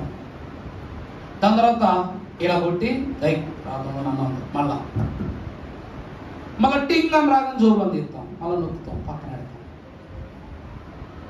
చివరిగా టింగ్ టింగ్ టింగ్ అనేది దేవుడు దబేరు టింగ్ అని ముట్టుకే వేస్తాను నెత్తి మీద అన్నాడు.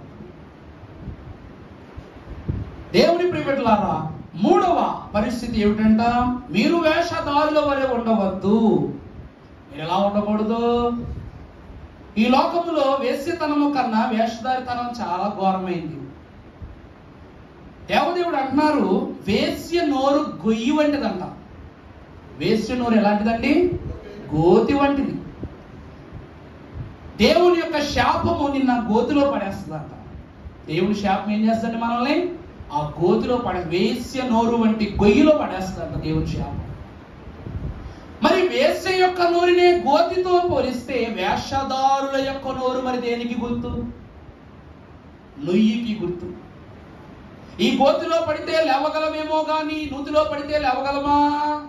ఎవరో వచ్చి తాడేయాలి. ఇప్పుడు ఈ లోకమనే నుయ్యిలో పడటం అంటే తాడే అంత గొప్ప తాడు లేదు, తాడు వేసే అంత గొప్ప మనుషులు ఈ లోకంలో లేరు. లోతు కుటుంబమునకు కలిగినటువంటి 4వ పాపపు అంతస్తు ఏమిటంటే వేషధార తత్వం. అంటే అబ్రహాముతో బ్రతికినంత కాలం వాళ్ళు చేసిన ప్రార్థనను దేవుడు విన్నాడు. ఎప్పుడైతే సొదొమ గొమొర్రా పట్టణానికి వెళ్ళాడో వారిలో ఉన్న విశ్వాసము పోయి దేవుని విషయములో ఉన్న అసత్యాలను కనుగొంటూ బ్రతుకుతున్నారు. ఎప్పుడైతే సర్లే భార్య ఎలా ఉప్పు స్తంభం అయిపోయింది, లోతు నువ్వైనా దేవునికి కృతజ్ఞుడవై ఉండని అబ్రహాము ఈ కుటుంబమును గురించి ప్రార్థిస్తుండగా లోతు ఏం చేస్తున్నాడు? ఆ ప్రార్థనను విననివాడై, ఆ ప్రార్థన మర్మమును గ్రహించని వాడై, అసత్యవాది వలె దేవుని ఎదుట తన యొక్క ఉద్దేశాలను వెల్లడి చేయగా దేవుని కోపము లోతు కుటుంబము మీద కూడా వచ్చి మొత్తం అందరినీ అక్కడితో నశింపజేసింది. అనగా వేషధారితనం. ఈరోజు అబ్రహాముకి ఏం పని? దేవా నాకు పిల్లలు కావాలి, దేవా నాకు ఐశ్వర్యం కావాలి, దేవా నాకు స్వాస్థ్యం కావాలి, దేవా నాకు సింహాసనం కావాలని తన కుటుంబము కొరకు అడగవలసిన అబ్రహాము లోతును కూర్చోడానికి కారణం ఏమిటంటే వీరిద్దరికి ఒక లక్షణం ఉంది. తల్లులు, బంగారు తల్లులు, వాక్యం జరుగుతుంటే అస్సలు గొడవ పెట్టదు. అర్థమైందా? ప్రభువుకున్నటువంటి ఆలోచనను బట్టి వీరు ఎలా ఉంటారంటే అబ్రహాము లోతు బాగు కోసం ప్రార్థన చేసేవాడంట, లోతు ఏమో అబ్రహాము బాగు కోసం ప్రార్థన చేసేవాడంట. ఈరోజు మనం చూసామా? ఈరోజు నేను నిలబడ్డానండి, నా దగ్గర ఇజ్రాయేల్ గారు ఉన్నారు, ఇజ్రాయేల్ గారు పక్కన నిలబడితే నేను ఇజ్రాయేల్ గారి కోసం ప్రార్థన చేయాలి. ఆయన ఇజ్రాయేల్ గారిని మేము దేవుని స్వాస్థ్యంలో దేవునిలో బలపడటానికి సహకరిస్తున్నారు, సంఘ పెద్దలుగా సహకరిస్తున్నారు, వారు ప్రముఖులుగా ఉన్నారు గనక వారిని దీవించు, వారి బిడ్డలు దీవించు, భార్యను దీవించు, వారి సిరి సంపదను దీవించు, సమస్తము దీవించు, వారికి పరలోక ఉదార్యము దయచేసి ప్రార్థన చేశాను అనుకోండి. అది విన్నవారు నేనున్నా లేకపోయినా వారి గృహములు నన్ను జ్ఞాపకం చేసుకోరా? నేను అనగా నేను సంఘమైన మిమ్ములను జ్ఞాపకము చేసుకున్నప్పుడు మీ అనుదిన ప్రార్థనలో మీరును నన్ను జ్ఞాపకం చేసుకుంటారు. వీరి నిబంధన అదేనట. అబ్రహాము అన్నిటి కొరకు లోతు సమస్తము కొరకు అబ్రహామే ప్రార్థన చేసేవారు కాబట్టి అబ్రహాము కాలమునందు ఎంత పవిత్రుడుగా ఉన్నాడో లోతు కాలమును వీరు కలిసినప్పుడు అంత పవిత్రం ఉన్నాడు. ఎప్పుడైతే ప్రార్థన ఉద్దేశాలు తప్పిపోయాయో వెంటనే లోతుకు సమస్తము జారిపోయింది, సమస్త దీవెలు జారిపోయింది తన చేతిలో వచ్చి. తర్వాత అయినా తన ప్రేమను బట్టి లోతు కొరకు ప్రార్థిస్తున్నాడా? మరి లోతు గమనించాలా వద్దా? ఈరోజు శిరస్సు మీద ప్రార్థన చేసి సిలువు ప్రార్థన చేస్తా ఉన్నాడు. ఆ సిలువు వేసారులే, ఆ తలపైన చేయి పెట్టారులే, ఆ ప్రార్థనలే అనుకున్నాం అనుకోండి, ఇంకేముంది? నరకమేలే అనుకోవటమే లాస్ట్కి. అలాగనే వీరి కుటుంబానికి ఉన్న శోధన, చీకటి వేషధారణ జీవితాన్ని బట్టి లోతు కుటుంబం ఏమైపోయింది? వేషాలు వేశారు, దోషాలు పొందుకున్నారు, శేషాలు కూడా మిగలకుండా అయిపోయింది వారి జీవితం. అందరూ నిజమంటారా కాదంటారా ఈ మాటని? నిజమే. అలాగే తర్వాత వచనాలు మీరు చూసినట్లయితే మత్తయి సువార్త, క్షమించండి, యోహాను సువార్త, మొదటి యోహాను రాసిన పత్రిక 2వ అధ్యాయము 4వ వచనం చదువుకుందాము. ఆయనను ఎరిగి ఉన్నానని చెప్పుకొనుచు ఆయన ఆజ్ఞలను గైకొనని వాడు అబద్ధికుడు, వానిలో సత్యము లేదు, వానిలో ఏం లేదు? సత్యము లేదు. దేవుని ప్రియబిడ్డలారా, అబద్ధికుడు. మూడోది ఏమిటండి? అబద్ధం. దేవుని యొక్క నామాన్ని మనము గమనించుకున్నట్లయితే అబద్ధములాడు నాలుకయు, అబద్ధములాడు పెదవులు దేవునికి హేయము అనే మాటను మనం పౌలు పత్రికల్లో చూస్తాం. ఈరోజు దేవుని యొక్క వాక్యాన్ని బట్టి చూస్తే ఈరోజు మన జీవితమే అబద్ధమైపోతే పరలోకంలో మన జీవితం మాత్రం నిజం ఎట్లవుతుంది? లోతు జీవితము ఒక్క క్రియతో ఏమైపోయింది? అబద్ధమైపోయిందంట. సమయం లేదు కనుక తర్వాత వచనాలు కూడా చూపిస్తాను. పరిశుద్ధ గ్రంథములో అదే యోహాను సువార్తలో పత్రికలో, క్షమించండి, 2వ అధ్యాయం 15వ వచనం తర్వాత వచనం. ఈ లోకమైనను లోకములో ఉన్నవాటినైనను ప్రేమింపకుడి. ఎవడైనా లోకమును ప్రేమించిన ఎడల చాలండి. ఇదే ఆఖరి మాట దేవుని మా వాక్యాన్ని బట్టి. లోకమనే లోకములో బ్రతికే వాడికి దేవుడిస్తున్నటువంటి సమాధానం ఏమిటంటే, ఎవరైనా లోకములో బ్రతికితే వారు ఏమైపోతారంట? దేవుని కోపానికి గురవుతారట. లోకస్తులుగా ఉండాలని ఆశపడితే, లోపస్తులుగా బ్రతకాలని ఆశపడితే వారి జీవితము అక్కడ ఆగిపోతుంది. లోతు వారిలో ఎన్ని లోపాలు ఉన్నాయో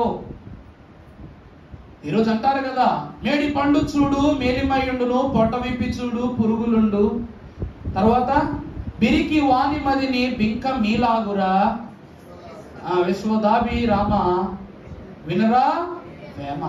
ఆయన ఎవరో నాకు తెలియదులే.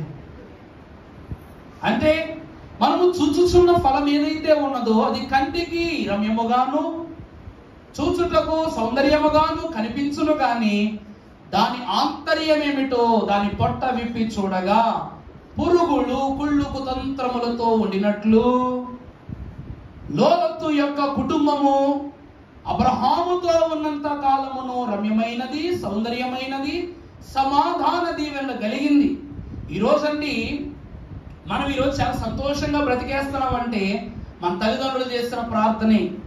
ఈ విషయంలో మాత్రం రాజీ పడే సమస్య లేదు. ఎందుకంటే మనము పాపులుగా ఉన్న మన అమ్మా నాన్న చేసుకున్న పుణ్యమే దేవునిలో మనల్ని ఏం చేస్తుంది, ఈరోజు కష్టాల నుంచి కాపాడేస్తుంది, శ్రమల నుంచి కాపాడేస్తుంది. అందుకే ప్రియులారా, దేవుడు మనల్ని హర్షిస్తున్నాడు, ద్వేషించడం లేదు. కారణం ఏమిటంటే పై నుండి వారు ప్రభువా మన్నించు నాయనా, మన్నించు నాయనా, మన్నించు నాయనా అంటారు. ఎంతకాలం అని మన్నిస్తారంటే వారి ప్రార్థన అనుతూ. దేవుడి వాక్యం చూస్తే మెనే మెనే టెకెల్ ఫార్సిస్ అనే వాక్యం ఉంటది. అనగా నీ పాపములు ఏం చేయబడ్డాయి, తూకం వేయబడ్డాయి. అంటే నీ ప్రార్థన అనే తూకం, నీ విశ్వాసం అనే తూకము మీద నీ ఒక పక్క చేసిన పరిశుద్ధ క్రియలు, ఒక ప్రక్క చేసిన పాపపు క్రియలు తూకము వేసినప్పుడు నీ తల్లిదండ్రులు చేసిన ప్రార్థన, వారు చేసినటువంటి ఘన కార్యములు, దీవెన కార్యములు ఎంతవరకు నీ పాపాన్ని తోగకుండా కాపాడతాయి. అది దాటిపోయిన తర్వాత ఈ పరిశుద్ధతను దాటి నీ పాపమే ఎక్కువ హెచ్చగా. ఈరోజు మన జీవితంలో ఒక్క మంచి పని చేస్తే 100 దోషాలు చేస్తామంట. ఏమండి, రోజులో ఒక్క మంచి పని చేసామంటే 100 చెడు పనులైనా చేసేస్తామట. అలాగనే ఈరోజు మనం మాట మార్చుకుందాం. 100 మంచి పనులు చేస్తే ఆ ఒక్క దోషము చేసే అవసరం రాదు కదా, వస్తా రాదా? 100 మంచి పనులు చేసామనుకోండి, ఆ ఒక్క దోషం కూడా చెయ్యొచ్చు అనే ఆలోచన మనసులోకి దేవుడు రాణిస్తాడా? 6 నెలలు సహవాసం చేస్తే వారు వీరవుతారు, వీరు వారవుతారు. 6 నెలలు వాక్యంతో సహవాసం చేద్దాం. మనము వాక్యధారి అయిన ప్రభు వారం ఎలా కామో చూద్దాం. లోతు భార్య ఎంతకాలము సహవాసము చేసిన సొదొమ గొమొర్రాతో ఒక్క సహవాసం, చివరికి ఆమె ఏం చేసింది? అన్నేళ్ల సహవాసము, దేవుని సహవాసం ఏమైనా కాపాడలేకపోయింది. అంటే 100 మంచి పనులు చేసిన ఒక్క చెడ్డ పని చేస్తే 100 మంచి పనులు అక్కడ పనికిరావు. అలాగా ఆమె జీవితాంతము సాధించుకున్న విశ్వాసము చివరికి ఈమె చేసిన క్రియల వల్ల శోధించేసాయి అన్నమాట. ఒక్క తప్పు ఏమి చేసింది? సాధించుకున్న స్వాతంత్రత శోధంలోనికి నెట్టేసింది. అందుకే ప్రియబిడ్డలారా, మనకు లోతు భార్యలాగా ఏముండకూడదు, లోపము ఉండకూడదు. ఒకవేళ లోపం ఉంటే మనకేం కలుగుద్దంటే రోమీయులకు రాసిన పత్రిక 1వ అధ్యాయము 18వ వచనం చదువుకుందాము. దుర్నీతి చేత సత్యమును అడ్డగించు మనుషుల యొక్క సమస్త భక్తిహీనత మీదను దుర్నీతి మీదను దేవుని కోపము పరలోకము నుండి బయలుపరచబడుచున్నది. దేవుని యొక్క కోపము పరలోకము నుండి బయలుపరచబడుతున్నది. అంటే దేవుని వాక్యము తెలియచేస్తూ ఉన్న సత్యాన్ని మనం గమనించినట్లయితే, మనము చేసే క్రియలను బట్టే పరలోకము నుండి దేవుని కోపం అనేటువంటిది మన విషయములో బయలుపరుస్తుంది. ఎన్నో ఉదాహరణలు ఉన్నాయి వాక్యములో. ఆదికాండము ఏదైనా వనములో ఆదాము అవ్వల యొక్క పాపపు క్రియను బట్టి చూస్తే, పరలోకము నుండి వీరిని దర్శించుటకు వచ్చిన దేవదేవుడు వస్తూ ఆనందముగానే వచ్చారు, కానీ వీరు చేసిన పని వల్ల పరలోకములో ఉన్న కోపం ఏమైపోయింది చెప్పండి. ఈరోజు మనం ఏం చేస్తాం తెలుసా? ఒక యాప్ట్ టైటిల్ ఉంటుందండి, egos and shoes out side. తెలుసా మన టైటిల్? చదువుకున్న వాళ్ళు బాగా తెలుస్తుంది. మీరు ఎప్పుడైనా, నేను ఉద్యోగం చేయటానికి ఇంటర్వ్యూస్కి వెళ్ళిన ఆఫీస్లో 2 ఆఫీసులు బయట, అంటే మెయిన్ రూమ్ దగ్గర అన్నమాట, అవుట్ సైడ్ కారిడార్ దగ్గర ఒక పెద్ద నోటీస్ బోర్డు ఉంటుంది. దాని అర్థం ఏంటంటే egos and shoes out side. అంటే మీ అహంకారము, మీ చెప్పులు ఎక్కడ పెట్టాలి? బయటే వదిలేసారండి అని అర్థం. ఇక్కడ మనము చూసినట్లయితే దేవుడు కూడా అంట కోపాన్ని, అనగా ఆయన దివ్య లక్షణాలలో ఉన్న కోపం అనేటువంటి స్థితిని పరలోకంలో వదిలేసి వచ్చారంట. ఎవరి దగ్గరికి? ఆదాము అవ్వ దగ్గరికి. అవ్వ దగ్గరికి వచ్చినప్పుడు, ఎందుకంటే రోజు దాంతో పని లేదు, ప్రభు రావటం, వారితో సహవాసం చేయటం, మంచి మాటలు చెప్పుకోవటం, స్నేహంగా ఉండటం, ప్రభు మరలా తిరిగి ఆయన రాజ్యంలోకి వెళ్ళిపోవటం, ఇదే. అలాగే ప్రభు కూడా దీనితో పని లేదన్నట్టు విడిచిపెట్టి వచ్చేసారు. కానీ ఆ రోజు అన్ని రోజులలా లేదు, వారి ప్రవర్తన అన్ని రోజుల ప్రవర్తనలా లేదు, వారి యొక్క పరిస్థితి అన్ని దినముల వలె లేదు. అలాగే దేవుడు లక్షణములు కూడా ఆ దినమున అన్ని లక్షణాల వలె లేవు. విడిచిపెట్టిన కోపమును వెంటబెట్టుకుని వచ్చిన దేవుడు ఏమన్నాడంట? చదువు తల్లి ఆ మాట. రోమపత్రిక 1:18. దుర్నీతి చేత సత్యమును అడ్డగించు మనుష్యుల మీద సమస్త భక్తిహీనతను దుర్నీతి మీదను దేవుని కోపము పరలోకము నుండి ఏం చేస్తూ ఉంది? చూసారా? ఆ క్షణమున దేవుని యొక్క కోపం అనే లక్షణము, ఉగ్రత అనే లక్షణము వీరి మీదకు దేవుని యొద్దకు రాగా వీరి మీద కోపపడ్డారు. దేవుని యొక్క ఉగ్రత వారి మీదకి వచ్చింది. ఎందుకంటే ఆజ్ఞ అతిక్రమము ఏమిటట? ఆ పాపము వల్ల దేవునికి వచ్చిందే ఈ కోపం. అంత మాత్రమే కాక ఇశ్రాయేలు ప్రజలను మనము చూసినట్లయితే వారు కూడా అట్టివారే. 430 సంవత్సరాలు బానిసత్వము అనుభవిస్తున్న ఇశ్రాయేలీల మీదకు ఎందుకు ప్రభువుకు జాలి కలగలేదు అంటే, ప్రభువును విడనాటును బట్టి, ప్రభువు క్రియలను వారు విస్మరించుటను బట్టి ప్రభువుకు వారి మీద ఏమి లేదు, ప్రేమ లేదు. అలా విడిచిపెట్టేశారు ప్రభు. ఎప్పుడైతే ప్రభువా కాపాడు అనే పరిస్థితికి వారు దిగజారిపోయారో అప్పుడు ప్రభు యొక్క వాత్సల్యం వారి మీదకి వచ్చింది. ఐగుప్తు దేశాన్ని అక్కడ కోపముతో శాపం ఇచ్చారు, ఇక్కడ కోపముతో 10 తెగుళ్ళని ఇచ్చారు. ఐగుప్తు దేశం మీదకి ఎన్ని తెగుళ్ళు?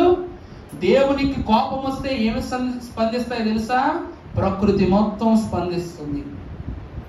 అందుకే మనము సృష్టికర్తకు లోబడితే సృష్టి మనకు లోబడుద్ది. మనమే సృష్టికర్తకు లోబడకపోతే వర్షం ఆగిపోవాలి అని ప్రార్థన చేస్తే ఏటి లాభం? అర్థమవుతుందా అండి? అమ్మో ఇది కోతల కాలం, ఇది కట్టలు కట్టుకునే కాలం, ఇది అమ్ముకునే రోజు, ఇలాగని మనము మబ్బులు చూసిన ప్రతిసారి కన్నీళ్ళు పెట్టుకుంటాం. ఆకాశం చూసిన ప్రతిసారి బట్టలు తడిసిపోతాయి దేవా, బియ్యం ఎండబెట్టాను దేవా, మిరపకాయలు ఎండబెట్టాను దేవా, వర్షం రాకూడదు, వర్షం రాకూడదు, వర్షం రాకూడదు ప్రార్థన చేస్తాం. ఎలా? చేయు పనులన్నిటిలో సృష్టికర్తకు ఎదురు తిరగటం, మన అవసరం వచ్చినప్పుడు సృష్టిని మనకు లోబడమంటాం. అందుకే చూసారా, దేవునికి వచ్చిన కోపాన్ని బట్టి ఐగుప్తు దేశము మీదకు 10 తెగుళ్లను దేవుడు గద్దించాడు. ఆకాశాన్ని గద్దించాడు, నీటిని గద్దించాడు, గాలిని గద్దించాడు, వ్యాధిని గద్దించాడు, జంతువులు గద్దించాడు, పురుగుల్ని గద్దించాడు. గద్దించలేదు? వీటన్నిటిని ప్రభు వాడుకున్నాడు. తినే పంట, త్రాగే నీరు, బ్రతికే స్థలం, ధరించే దుస్తులు, వాడే వస్తువు దగ్గర నుండి పారే నీరు వరకు అన్నిటినీ కలుషితం చేసేసాడు. చివరికి అన్నీ పోగా ఆకాశం నుండి వడగళ్ళు పడ్డాయి, అగ్ని గంధకాలు కూడా వచ్చిపడ్డాయి. లోబడకపోవుట వల్ల కీడు సంభవించినది. దైవజనులు దేవదాసయ్య గారు సిలువ ధ్యానంతస్తులో చెప్పారంట, దేవుడు కూడా 10 తెగుళ్ల వంటి తెగుళ్ళని సిలువ నాథుడైన ప్రభువు వేలాడుతున్నప్పుడు అక్కడ ఉన్న వాళ్ళందరి మీద కుమ్మరిద్దాం అనుకున్నారంట. కానీ ఐగుప్తు మీద మాత్రములా కాదట. అప్పుడు కేవలం ఐగుప్తు దేశం మీద మాత్రమే 10 తెగుళ్ళు వచ్చినాయి. కానీ అదే 10 తెగుళ్ళు భూమి మీద అంతా వస్తే పరిస్థితి ఏంటి? ఎందుకంటే సర్వలోక పాప పరిహారార్థో రక్త ప్రోక్షణము అక్కడ జరిగింది. మరి సర్వలోక పాపము కాబట్టి ప్రభువుకు వచ్చిన కోపాన్ని బట్టి సర్వలోకం మీదే కదా మరి ఆయన కోపం చూపించాలి. ప్రభు ఏమంటున్నారు? తండ్రి మీరేం చేయించున్నారో మీరేరుగరు. అక్కడ అవ్వమ్మలకు శాపం వచ్చినట్లు, ఐగుప్తీలకు తెగుళ్ళు వచ్చినట్లు మనకు ఏమి సంభవింప చేస్తారో తండ్రి అని గ్రహించిన కుమారుడు మీరేం చేస్తున్నారు మీరు ఎరుగరు గనుక వీరు క్షమించు అన్నారట. దేవుని కోపముతో ఆటలాడద్దు సుమా. దేవుని యొక్క వాక్యములోనికి వచ్చిన మనకు పరిశుద్ధులకు దేవుడు మరొక ఉదాహరణ చూపిస్తూ ఉన్నారు. పరిశుద్ధ గ్రంథంలో చూస్తే కీర్తనల గ్రంథము 90వ అధ్యాయము 7వ వచనం చదువు తల్లి. నీ కోపము వలన మేము క్షీణించుచున్నాము, నీ ఉగ్రతను బట్టి దిగులు పడుచున్నాము, మా దోషములను నీవు నీ ఎదుట ఉంచుకొని ఉన్నావు, నీ నీ ముఖ కాంతిలో మా రహస్య పాపములు కనబడుచున్నవి. చాలండి, చాలా ప్రత్యేకమైన మాట. నీ ముఖ కాంతిలో మా రహస్య పాపములు కనపడుచున్నవి. మీకు ఇక్కడ ఆస్ట్రిచ్ అనే పక్షి గురించి ఎంతమందికి తెలుసో చెయ్యత్తుండో ఒకసారి. ఎవరు పిలుస్తున్నారు ఇవ్వబోసు అడగండి. ఆస్ట్రిచ్ అంటే ఎంతమంది తెలుసు? చేతులు ఎత్తండమ్మా, చెప్పాలి కదా సమాధానం. తెలీదా? కనీసం పోనీ పోలికలు చెప్తారులే.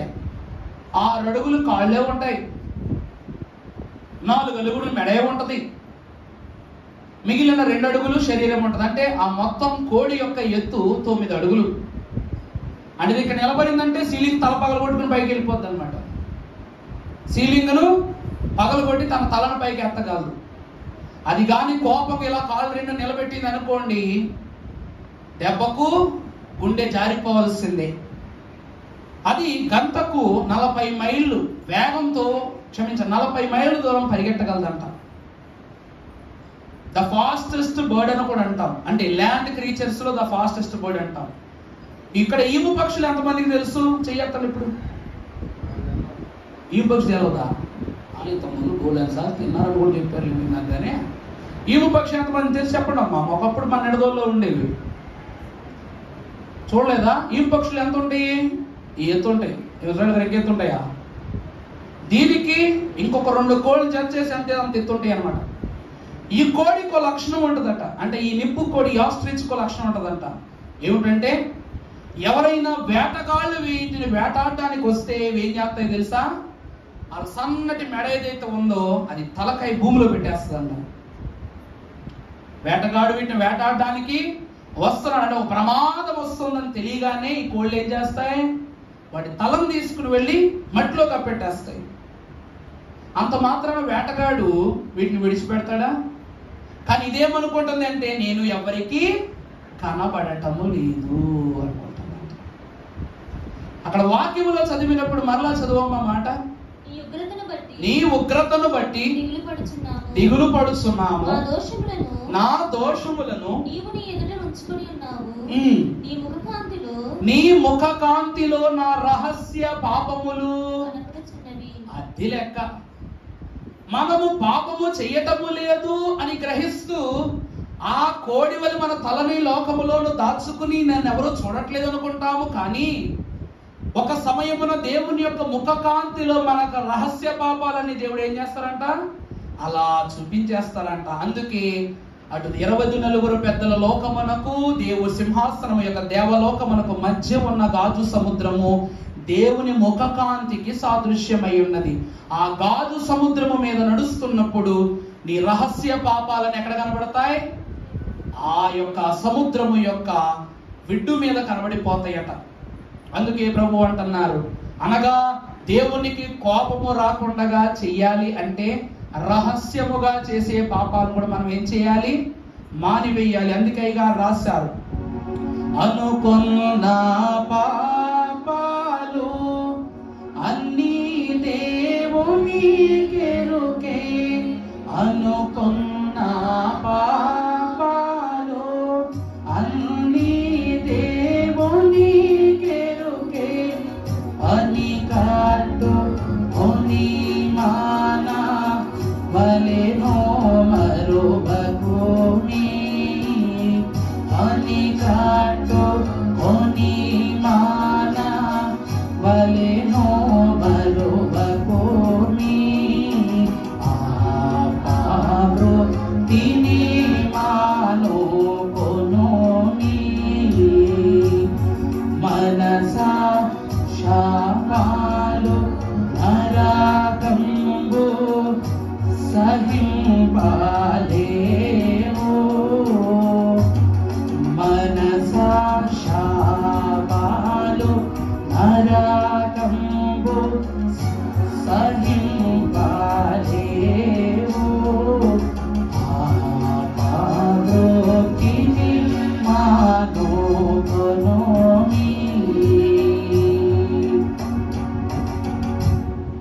పాప వృత్తి ఏం చేయాలి? మానుకోవాలి. నువ్వు అనుకొనిన పాపాలు అనుకొనని పాపాలు కూడా అన్నీ దేవునికి ఎరుకే. వాటిని ఏం చేయాలి? నువ్వు పని కట్టుకుని మానుకోవాలి. ఎందుకంటే ఈ పరలోకము దేవుని ఔదార్యమును తెలియచేస్తే, నరకము మానవుని యొక్క రోగం తెలియచేస్తుందంట. అర్థమవుతుందా అండి? నీ దోషాలు ప్రభు ముఖంలో కనబడ్డాయి అంటే నువ్వు దోషిగా కనబడుతున్నట్టు లెక్క. నీ దోషాలు లోకంలో కనపరచబడుతున్నవి అంటే దేవుని దృష్టిలో దోషులేమని లెక్క. కనుక మనం ఎలా ఉండకూడదు? దేవునికి కోపము పుట్టించే వారి కొందరు. అందుకే ప్రభు రాయిస్తున్నారు. మరొక మాట చూస్తే లూకా 11వ అధ్యాయము 20వ వచనం ముగించుకుందాం. వచ్చి ఆ ఇల్లు ఊడ్చి అమర్చిండుని చూచి వెళ్ళి తన కంటే చెడ్డవైన మరి 7 అపవిత్రత ఆత్మలను వెంటబెట్టుకుని వచ్చును. చూసారా? వెళ్ళటం మామూలుగానే వెళ్తాం. వస్తూ మనం ఏం చేస్తాం? అక్కడ 7 అపవిత్ర ఆత్మలను వెంట పెట్టుకొచ్చినట్లు మనము కూడా అపవిత్ర దోష క్రియలను వెంట పెట్టుకుని వస్తూ ఉంటాం. అది దేవునికి కోపము పుట్టించే సంగతులు. అంత మాత్రమే కాక తర్వాత అదే లూకా 9వ అధ్యాయము 62వ వచనం చదువమ్మా. యేసు నాగటి మీద చెయ్యి పెట్టి వెనుక తట్టు చూచువాడెవడును దేవుని రాజ్యమునకు పాత్రుడు కాడని వానితో చెప్పెను. చాలండి. ఇంకో మాట చూద్దాం. మొదటి పేతురు రాసిన పత్రిక 5వ అధ్యాయము 8వ వచనము. నిబ్బరమైన బుద్ధి గలవారై మెలకువగా ఉండుడి. చాలు. ఇక్కడ 3 విషయాలు మనం చూచాం. మొదటిది ఏమిటి అంటే 7 దురాత్మలను వెంట పెట్టుకుని వచ్చుంటారు. మరి రెండవది ఏంటి? రెండవ మాట ఏంటి చెప్పండి? యేసు క్రీస్తు ప్రభువును బట్టి తెలియజేస్తున్న మాట, నాగలి మీద చేయి పెట్టాక వెనుతట్టు తిరిగి చూడకూడదు. ఇక మూడవది ఏమిటి అంటే శత్రువుకు అపవాదికి మనం ఏమివ్వకూడదు? వెనకకు చూడకూడదు, చేయనివ్వకూడదు. ఈ 3 పనులు లోతు భార్య చేసిందా లేదా? ఆమె అలా ఆ దేశం నుండి పరిగెడుతూ 7 దురాత్మలంటే ఏం కాదండి, 7 ఆశలు. శరీరాశ, నేత్రాశ, జీవపు డంబము. ప్రభు 7 శుద్ధులు అని చెప్పారు. ఈమెకు 3 ఆశలు కలిగి ఉన్నాయి. ఆమె శరీరమా దేశమును విడుచుటకు ఇష్టపడటము లేదు. ఆమె కన్నుల దేశాన్ని చూడకుండా ఉండలేకపోతున్నాయి. ఆమె జీవించిన దేవుని యొక్క స్థలము కన్నా లోక స్థలమునకు ఆమె అలవాటైపోవుటను బట్టి ఆమెలో ఉన్న 7 దురాత్మలు, అనగా 7 దురాత్మలు అంటే ఏంటి చెప్పండి? ప్రభు మనకు కొన్ని శుద్ధులు చెప్పారు. ఆ శుద్ధులు లేకపోతే మనలోకి ఏమొచ్చేస్తాయి? వస్త్ర శుద్ధి, మనోశుద్ధి, ఉదర శుద్ధి, వాక్ శుద్ధి, ఇంకా దేహ శుద్ధి, మనోశుద్ధి, ఆఖరిది ఏంటండి? స్థల శుద్ధి. ఇలా 7 శుద్ధులు మనకు లేనప్పుడు మనలో 7 దురాత్మలు పనిచేస్తాయట. ఎప్పట్లా కాదు కానీ ఈరోజు ఆలయం కొంచెం క్లీన్ గా ఉంది. ఎందుకంటే డెటాల్ ఎడి తడిగుడ్డెట్టాం, మన స్థలము శుభ్రంగా ఉంది. రెండవది, మీరు జీవము గల దేవుని వాక్యం వింటున్నారు, మీకు వాక్ శుద్ధి. వినుచున్న ఆత్మను బట్టి ఆత్మశుద్ధి, మనోశుద్ధి. ఇక 4వదిగా చూసినప్పుడు ఈ సమస్తమైనటువంటి స్థితులను బట్టి దేవుని యొద్దకు పవిత్రముగా వచ్చుటను బట్టి మీకేముంది? శరీర శుద్ధి ఉంది. వేసుకున్న బట్టలను బట్టి వస్త్ర శుద్ధి ఉంది. దేవుని వాక్యమును ఆరగించుటకుగా లోక ఆహారమును ఇంకా గర్భమును కడుపునకు చేర్చుకోకగా ఉదర శుద్ధి కూడా మీకుంది. ఈ 7 శుద్ధులు లోతు భార్యకు లేవు. 7 దురాత్మలు వచ్చి పట్టుకున్నాయి, ఉప్పు స్తంభాన్ని చేసి పడేసాయి. ఇంకా రెండవ మాట చూస్తే 62వ వచనంలో 9:62 చూస్తే నాగటి మీద చెయ్యి పెట్టి ఏం చేయకూడదు? ఇక స్థలంతో పని అయిపోయింది. నేను కాపాడని పరిగెత్తు, వెనక చూడకు, పరిగెత్తన్నారు. పరిగెత్తు. కుక్క తవిరితే వెనక తిరిగి చూస్తామా? చూడం. సింహం తవిరితే అస్సలు చూడం. పామును చూస్తే అస్సలు చూడం. కానీ దేవుడు చూడద్దంటే మాత్రం చూస్తాం. చూసింది. లోకమును విడిచి నా స్థానములోనికి అనే నాగలి నువ్వు పట్టు ముందుకెళ్తున్నా, వెనక్కు చూడకు. ఈ వెనక్కి తిరిగి చూసింది, వ్యవసాయం ఆగిపోయింది. అంతే. సారవంతమైన స్థితి అక్కడ తాగిపోయింది. సారము పోయి ఏమొచ్చిందంట? ఏమొచ్చింది చెప్పండి? శాపం వచ్చిందన్నమాట. ఇక మూడవది ఆఖరిగా చూసినట్లయితే శత్రువు చేతికి అప్పగింపబడుట. ఈరోజు యేసు ప్రభు వాక్యాన్ని బట్టి చూస్తే తండ్రి ఆమెను ఉపస్తంభం చేయలేదు. బాగా గమనించిన వాక్యంలో చూస్తే దేవుడు లోతు భార్యను ఉపస్తంభం చేయలేదు. ఎవరు చేశారో తెలుసా? ఆమె పాపమే చేస్తుంది. ఈరోజు అండి నైఫ్ తీసుకున్నారు, ఉల్లిపాయలు కోసుకుంటున్నారు, సీరియల్ చూస్తున్నావు పక్క నుంచి. నువ్వు ఏది తెగితే సీరియల్ తప్ప, ఉల్లిపాయ తప్ప, కత్తి తప్ప? కత్తి తప్పంట. ఉల్లిపాయది తప్పు కాదు, కత్తిది తప్పు కాదు, సీరియల్ది తప్పు కాదు, నీ తప్పు. నీ తప్పు. నువ్వు ఉల్లిపాయలు కోసేటప్పుడు కత్తి చేతిలో ఉన్నప్పుడు, కళ్ళెదురుగా సీరియల్ ఉన్నప్పుడు ఎలా ఉండాలి? నాకు ఒక జబ్బు ఉండేదండి, మా అమ్మపడిన బాధపడద్దు అనమాట. నాకు ఫోన్ కాల్ ఎప్పుడును, ఇప్పుడైతే ఏదో మామూలు మాట్లాడుతున్నా కానీ ఈ ఫోన్ కొన కొత్తలేదు, నా కాలేజీ ఫోన్లే. ఈరోజు ఐఫోన్ పోయినా నేను ఏమనుకుంటా, ఎవరో దొబ్బేయద్దు, పోయిందంటే బాగుంటుందని. పోతే పోయిందని ఎవరు దొబ్బే బాకండి, ఎవరు చెప్పాకండి ఈ మాటలండి. ఈ ఫోన్ కొన్న కొత్తలో నాకు దీనికి పాత జాబ్ ఉండేది అనమాట. Ear phones, thread ear phones పెట్టుకుని నడిచిపోయింది. కాలేజ్ బస్సులో ఉన్నప్పుడు ఏమంటాం, పాటలు పెట్టుకుని అలా వింటా పోతాం.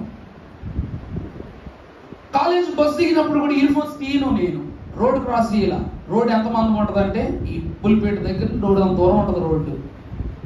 మా బస్సులే వెళ్తాయి, సాయంకాలం వెళ్తే ఎక్కువ 6-7 బస్సుల దాకా రోడ్డు మీదకి వెళ్ళాలన్నమాట.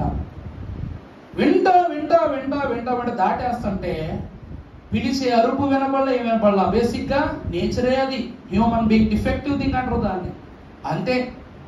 ఓ పక్క మా అమ్మగారు వస్తున్నారు, ఆవిడ చోట్ల, ఇటు పక్క బస్సు వస్తుంది చోట్ల.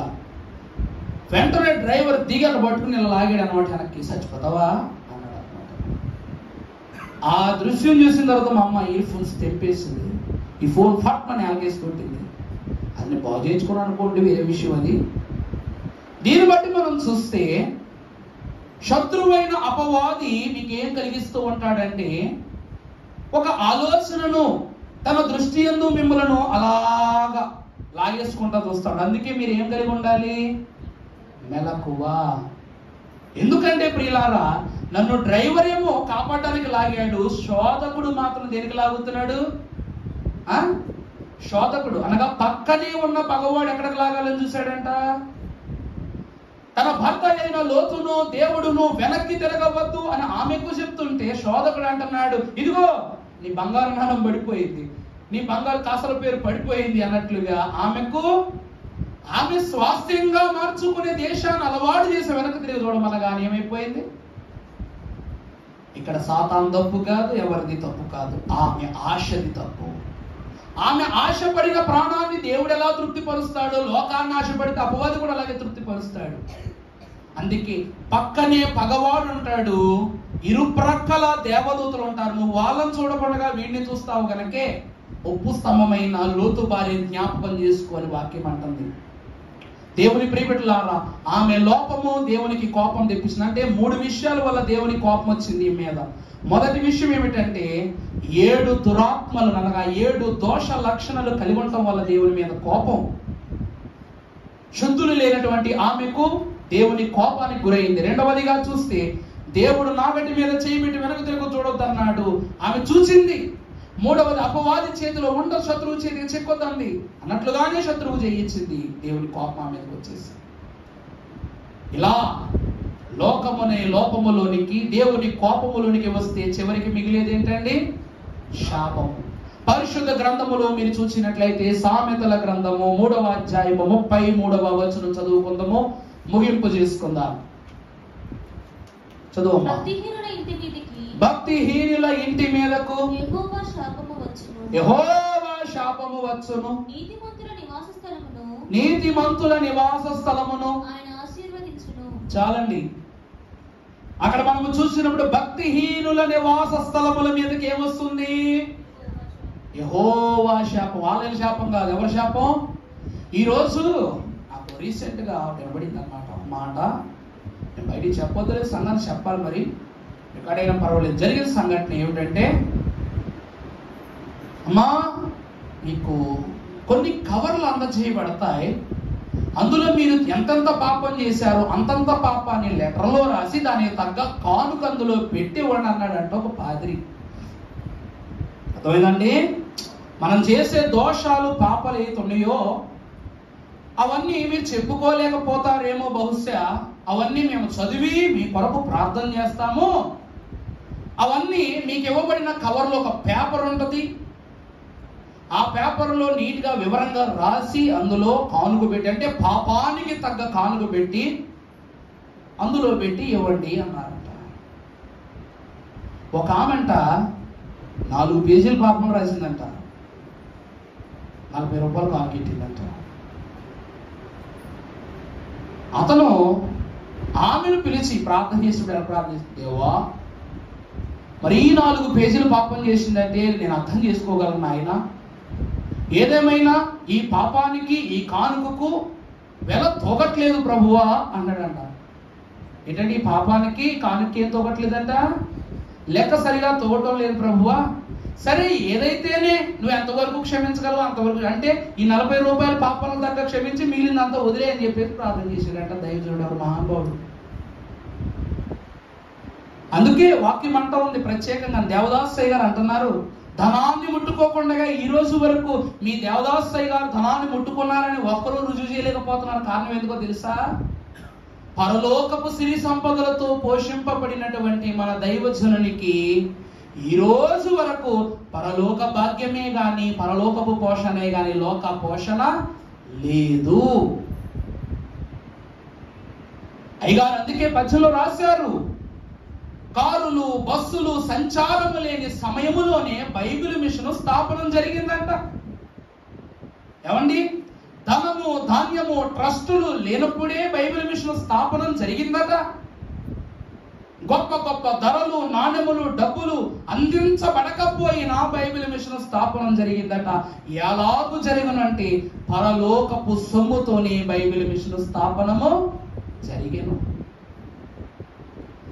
అందుకే దైవజనులు ఎంతో ఇష్టంగా బైబిల్ మిషన్ మీద అంటారు, బైబిల్ మిషన్ను ప్రభువే స్థాపించే వేరు చోటను లేని పేరును పెట్టి. ఎందుకంటే మనిషి స్థాపించడంటే ఎక్కేస్తారు ఈ లోకంలో. అందుకే దేవుడే స్థాపించి మనుష్యులకు అందించారు. అలా నమ్మని ప్రతి ఒక్కరి మీదకు ఈరోజు ఏమొస్తూ ఉన్నదంటే శాపం వస్తుంది. దైవజనుని యొక్క నీతిని బేతేలు గృహము గమనించుకుంది, బేతేలు గృహము గ్రహించుకుంది, బేతేలు గృహము స్వీకరించుకుంది. కాబట్టి ఆ నీతిమంతుల గృహాల మీదకి ఏమొస్తుంది? ఆశీర్వాదం వస్తుంది.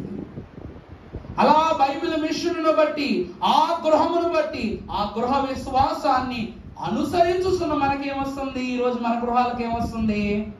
ఆశీర్వాదం వస్తుంది.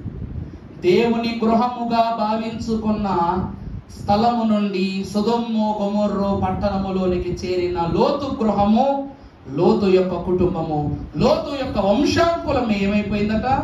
శాప నగరముగా మారిపోయింది. ఎరికో పట్టణము బిలాము చేసిన పనులను బట్టి ఎరికో పట్టణములో ఉన్న దోషం అంతా బిలాము దగ్గరికి వచ్చేసింది. వెనక్కి చూడటాన్ని బట్టి లోకములో ఉన్న దోషం అంతా ఎవరికి వచ్చేసింది? ఉప్పు స్తంభపు స్థితిగా లోతు భార్యకు వచ్చేసింది. ఇంకా చూస్తే యేసు క్రీస్తు ప్రభువును చేర్చుకొనుటను బట్టి పరలోక మహాసౌధమే బేతనియా గృహం మీదకి వచ్చేసింది. దైవజనుని బైబిల్ మిషన్ను చేర్చుకోవటాన్ని బట్టి పరలోక స్వాస్థ్యము బేతేలు గృహం మీదకి వచ్చింది. దాని నుండి మనకు ఈ రోజు లభించింది. దేవుని ప్రియబిడ్డలారా, మనము లోతు భార్య అనే లోపాలను గెలచి దేవుని కోపానికి ఉగ్రతకు లోను కాక దేవుడిచ్చు శాపములను దాటి దేవుని మహిమ ప్రణాళికతో పరలోక వైభవమును సంపాదించుకుంటేనే ఈరోజు మనం ఎవరమో చెప్పండి? బైబిల్ మిషన్ వారము. మీకు విషయం తెలుసా? ఒక గమ్మత్ చెప్పనా? ఒక ఇంట్లోంచి అంట కొడుకు అమెరికా వెళ్తున్నాడంట. మన విశ్వాసాలు గాడి తప్పితే ఎంత దౌర్భాగ్యం ఎలా ఉంటుందో చెప్తాను నేనండి. ఆ బిడ్డ అమెరికాకి వెళ్తున్నాడంట. అమెరికాకి వెళితే ఆ తల్లిదండ్రులు ఈ బిడ్డ ప్రయాణం గురించి సంఘంతో ప్రార్థన పెట్టించుకున్నారంట. ప్రార్థన పెట్టించుకున్నప్పుడు ఆ తల్లిదండ్రులు అంట, అయ్యగారు కాఫీ తాగుతుందండి గదిలో పంపించగానే సంఘ పెద్దలకి, అయ్యో మీరేమనుకోద్దయ్యా, మీరు కాదులే, ఈ సంఘ పెద్దలకి చూసుకోండి కార్యక్రమం పాటలు పాడించండి అని చెప్పేసి వెళ్ళారంట. ఈ పాస్టర్ గారు లోపల కూర్చున్నారంట. లోపల కూర్చుంటే అయ్యగారు చెప్పేళ్ళ పాటలు పాడించని చెప్పేసి వెళ్ళారు. ఈ పాట పూర్తి అయిపోతుంది చెప్పేసి వెళ్ళారు. అయిపోయింది, ఇప్పుడు ఏ పాట పాడదాం అని ఆలోచించి రే పుస్తకం తీరా అని చెప్పి పరదేశులమో ప్రియుల అని పాడాడంట. ఏం పాడాడండి? పరదేశులమో ప్రియ, అంటే ఈ పక్క దేశం వెళ్ళిపోతున్నాడు కాబట్టి పరదేశులమో ప్రియులారా మన పురమిది కాదు ఇప్పుడు అని పాడుతున్నాడు. పాస్టర్ గారు కాఫీ అలా వదిలేసేసి పట్టు పరిగెత్తుకుంటా వచ్చేసి ఏ పాట అయ్యా, ఏ పాట, అదేంటయ్య గారు ఈ అబ్బాయి వేరే దేశం, నాయన వేరే దేశం వెళ్ళటం అంటే అమెరికా ఆస్ట్రేలియా వెళ్తాం నాయన, లోకాన్ని విడిచి వెళ్ళిపోయే వరకు వచ్చి పాడవలసిన పాటలు పాడుతున్నావు ఏంటయ్యా అని ఆ పాదిరి గారికి ఇక మతిపోయిందంట. అప్పటి నుండి ఎవరైనా కాఫీ అన్నారు అనుకో కార్యక్రమం మీద కాఫీ ముట్టుకునేవాడు కాదనుకో. అంటే ఇవన్నీ ఇలాంటి విషయాలు కొన్ని ఉంటూ ఉంటాయి. దేవుడి వాక్యాన్ని చెవులతోనూ మనస్సుతోనూ ఆత్మతోనూ ఆయన ఆరాధించగలిగే తత్వముతోనూ గ్రహిస్తేనే ఏ మర్మం ఏంటన్నదే తెలుస్తుంది. ఈరోజు ప్రార్థన ఎలా చేయాలి అన్నది కూడా ప్రార్థనా మందిర పుస్తకాలు తెప్పిస్తాను, అందులో చూడండి. అందులో నిద్రపోయేటప్పుడు ఏ ప్రార్థన చేసుకోవాలి, రోజు అన్నం తినేటప్పుడు ఏ ప్రార్థన చేసుకోవాలి. నేనేమని ప్రార్థన చేసుకున్నాను తెలుసా? చిన్నప్పుడు మా నాన్నగారు మొట్టికాయ వేయని రోజు లేదు అసలు. చికెన్ తెస్తేనే ప్రార్థన చేసుకుంటాను నేను. దేవుని క్షమించాలి, నిజంగానే చికెన్ కర్రీ అయితేనే ప్రేయర్ చేసుకునేవాళ్ళు చిన్నప్పుడు. ఎందుకో చెప్పనా? ఇష్టం కాబట్టి, ఎక్కువ తింటాను కాబట్టి. ఆ ఇష్టాన్ని బట్టి ప్రభువా ఈరోజు తింటున్న ఆహారం ఈ చికెన్ ఏదైతే ఉందో నాయన, దీనివల్ల నాకు ఏమాత్రం కడుపులో గడబడి రాకూడదు, తృప్తిగా తినాలి, మా మమ్మీ డాడీ రుచిగా వండాలి, నాకు పళ్ళులోనే ఎక్కువ పెట్టాలి అని ప్రార్థిస్తున్నాను. ఉంటుందిగా, బెనిఫిషియల్గా ఉంటుంది. మిగిలిన రోజు మా డాడీ అనేవాడు, ఇడికి రోజు చికెన్ తెచ్చి పెట్టామనుకో నువ్వు ఆ ఉద్యోగం ఆపేయాలి, నేను ఈ ప్రోగ్రాంలకు వెళ్ళటం ఆపేయాలి, ఈ అద్దె బదులు ఇడికి పోషణ పెడితే చివరికి మన ఇల్లు కోల్డ్ ఫారం అయిపోతే అనేవారు అనమాట. మా ఇల్లు ఏమైపోద్దట? కోల్డ్ ఫారం అయిపోతాయి. మన అయ్యగారు ఒక మాట చెప్పారు చూసారా? ఇశ్రాయేలీలు ఎలా తిన్నారట? ముక్కుల్లోంచి కూడా పూరేళ్ల యొక్క అస్థికులు ఏవైతే ఉన్నాయో బయటకు వచ్చేసి అంత పీకల దాకా తినటం వేరు, వీళ్ళు పీకను మించి తినేశారంట బాగా. దానివల్ల దేవునికి ఏమొచ్చేసింది? కోపం వచ్చేసింది ఇశ్రాయేలీల మీద. అలాగే నాకు కూడా చికెన్ ఎక్కువ వేరే తింటాను, తర్వాత రోజు కడుపులో ఎలకలు పరిగెడతాయి, పెద్ద ఎలకలు పరిగెడతాయి అన్నమాట. అందుకుగానేనేమో నాకు వచ్చిన వ్యాధిని బట్టి 6 నెలల చికెన్ షాపుల దగ్గరికి వెళ్లకుండా చేసేసాడు దేవుడు నన్ను. దేవుడు వేస్తున్నటువంటి మంత్రం. మా చెల్లి కూడా చికెనే. ఇన్ఫాక్ట్ చికెన్ పరిస్థితిని బట్టి ఇట్లా బట్టి మా ఇద్దరికి దేవుడు ఏం చేశాడు? చికెన్ షాపులకు వెళ్లకుండా చేసేసాడు. మేము ఆశపడితేనే మా అమ్మగారు చేస్తారు. ఇక్కడ విచిత్రం ఏంటంటే ఇద్దరు ఆశపడే ఆలోచన ఉన్నా తినే యోగ్యం లేదు కాబట్టి 6 నెలల వరకు మా నోట్లోకి వెళ్ళాల్సిన కోళ్ళన్నీ హ్యాపీగా ఉంటాయి అన్నమాట. దేవుని కృపను బట్టి లోతు భార్య లోకములు అన్నీ కోరుకుంది, దేవుని విడిచిపెట్టేసింది. అదే ఆమె చేసిన గొప్ప లోపం. రెండవది, ఆమె పొందుకున్న లోపాల వల్ల దేవుడు ఎప్పుడూ పొందనంత కోపం పొందారు. మూడవదిగా, ఈ లోపాల కారణంగా ఆమె పాపమే ఆమె శాపములకు కారణమేటను బట్టి శాప నగర ప్రియ స్నేహితురాలు అనేటువంటి పేరును ఆమెకి ఇవ్వటం జరిగింది. అంటే శపింపబడిన దానిని కోరుకున్న స్త్రీ ఎవరండి? ఎవరు? లోతు భార్య. దేవుని ప్రియబిడ్డలారా, ఈ రోజు నుండి మనలో 7 లోపాలు అంటే 7 దురాత్మలు ఉన్నాయి. 7 దురాత్మలను 7 శుద్ధులతో జయిస్తే మనము లోకంలో బ్రతకనట్లే. అలా ఉంటే దేవుని కోపం మన మీదకు రానట్లే. ఎందుకంటే నాగటి మీద చేయబెట్టి వెనక్కి చూడకూడదు, 7 దురాత్మలు మనలోకి రానివ్వకూడదు. మూడవదిగా, శత్రువు అపవాదికి మనం చేతిని ఇవ్వకూడదు. ఆఖరిగా చూసినట్లయితే ప్రియులారా, శాపము అనగా దేవుని విశ్వాస్యతను ఎవరైతే కోల్పోతారో వారి ఇళ్ల మీదకు, వారి గృహాల మీద కంటే వారి కుటుంబం మీదకి వస్తుంది, శాపం వస్తుంది. అట్టి నీతిమంతుడైన దేవుని గుడారములో నివసించగలగై భాగ్యము త్రిత్వ ఆశీర్వాదము లోతు భార్య యొక్క పాఠము ద్వారా నేర్పించిన తండ్రి దీవెన మన పట్టి స్థితి కలగకుండగా జాగ్రత్త పరులమై దేవునిలో సాగే ధన్యత త్రిత్వ దేవుడు మనకు అనుగ్రహించును గాక. ఆమేన్. పరిశుద్ధుడా తండ్రి, నీకే వందనములు. పరలోక ప్రభావమును కనపరచిన యేసు స్వామి నీకు స్తోత్రములు తండ్రి.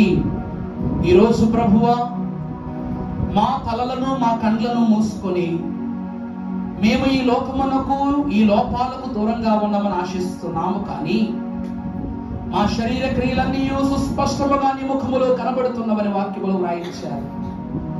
మాలో ఉన్న శుద్ధులు మమ్ములను నిత్యము కాపాడుతున్నమనుకున్నాము. కానీ అంతరంగ శుద్ధి లేని మేము ఎట్టి శుద్ధులు గ్రహించుకున్నను అయోగ్యులమే ప్రభువా. ఈ లోకమంతా సంపాదించి నీ ఆత్మ బలమును కోల్పోయినా లాభము లేని పరిస్థితులు బ్రతకటమే మాకు కలిగినటువంటి గొప్ప శోధన కనుక ఆ శోధనలను జయించగలిగే ధన్యత ఈ పరిశుద్ధ వాక్య పాఠము ద్వారా తాలిమి గల తల్లుల వలె సిద్ధపడి మేలిమి కలిగిన తల్లుల వలె తండ్రి నీ సన్నిధిలోనికి వారి బిడ్డలను ప్రతిష్ఠించడం కృప చూపించి మహిమ పొందమని, సర్వ మహిమాన్విత రాజ్యమునకు వారసులుగా వధువు సంఘముగా మనల్ని సిద్ధపరచిన యేసు నామములు మేకిన వినయముగా బ్రతిమలాడి వేడుకొంచున్నాము తండ్రి. ఆమేన్. సంతోషము ఈ సమయమున కానుక సమర్పణ జరిగించుకుందాము.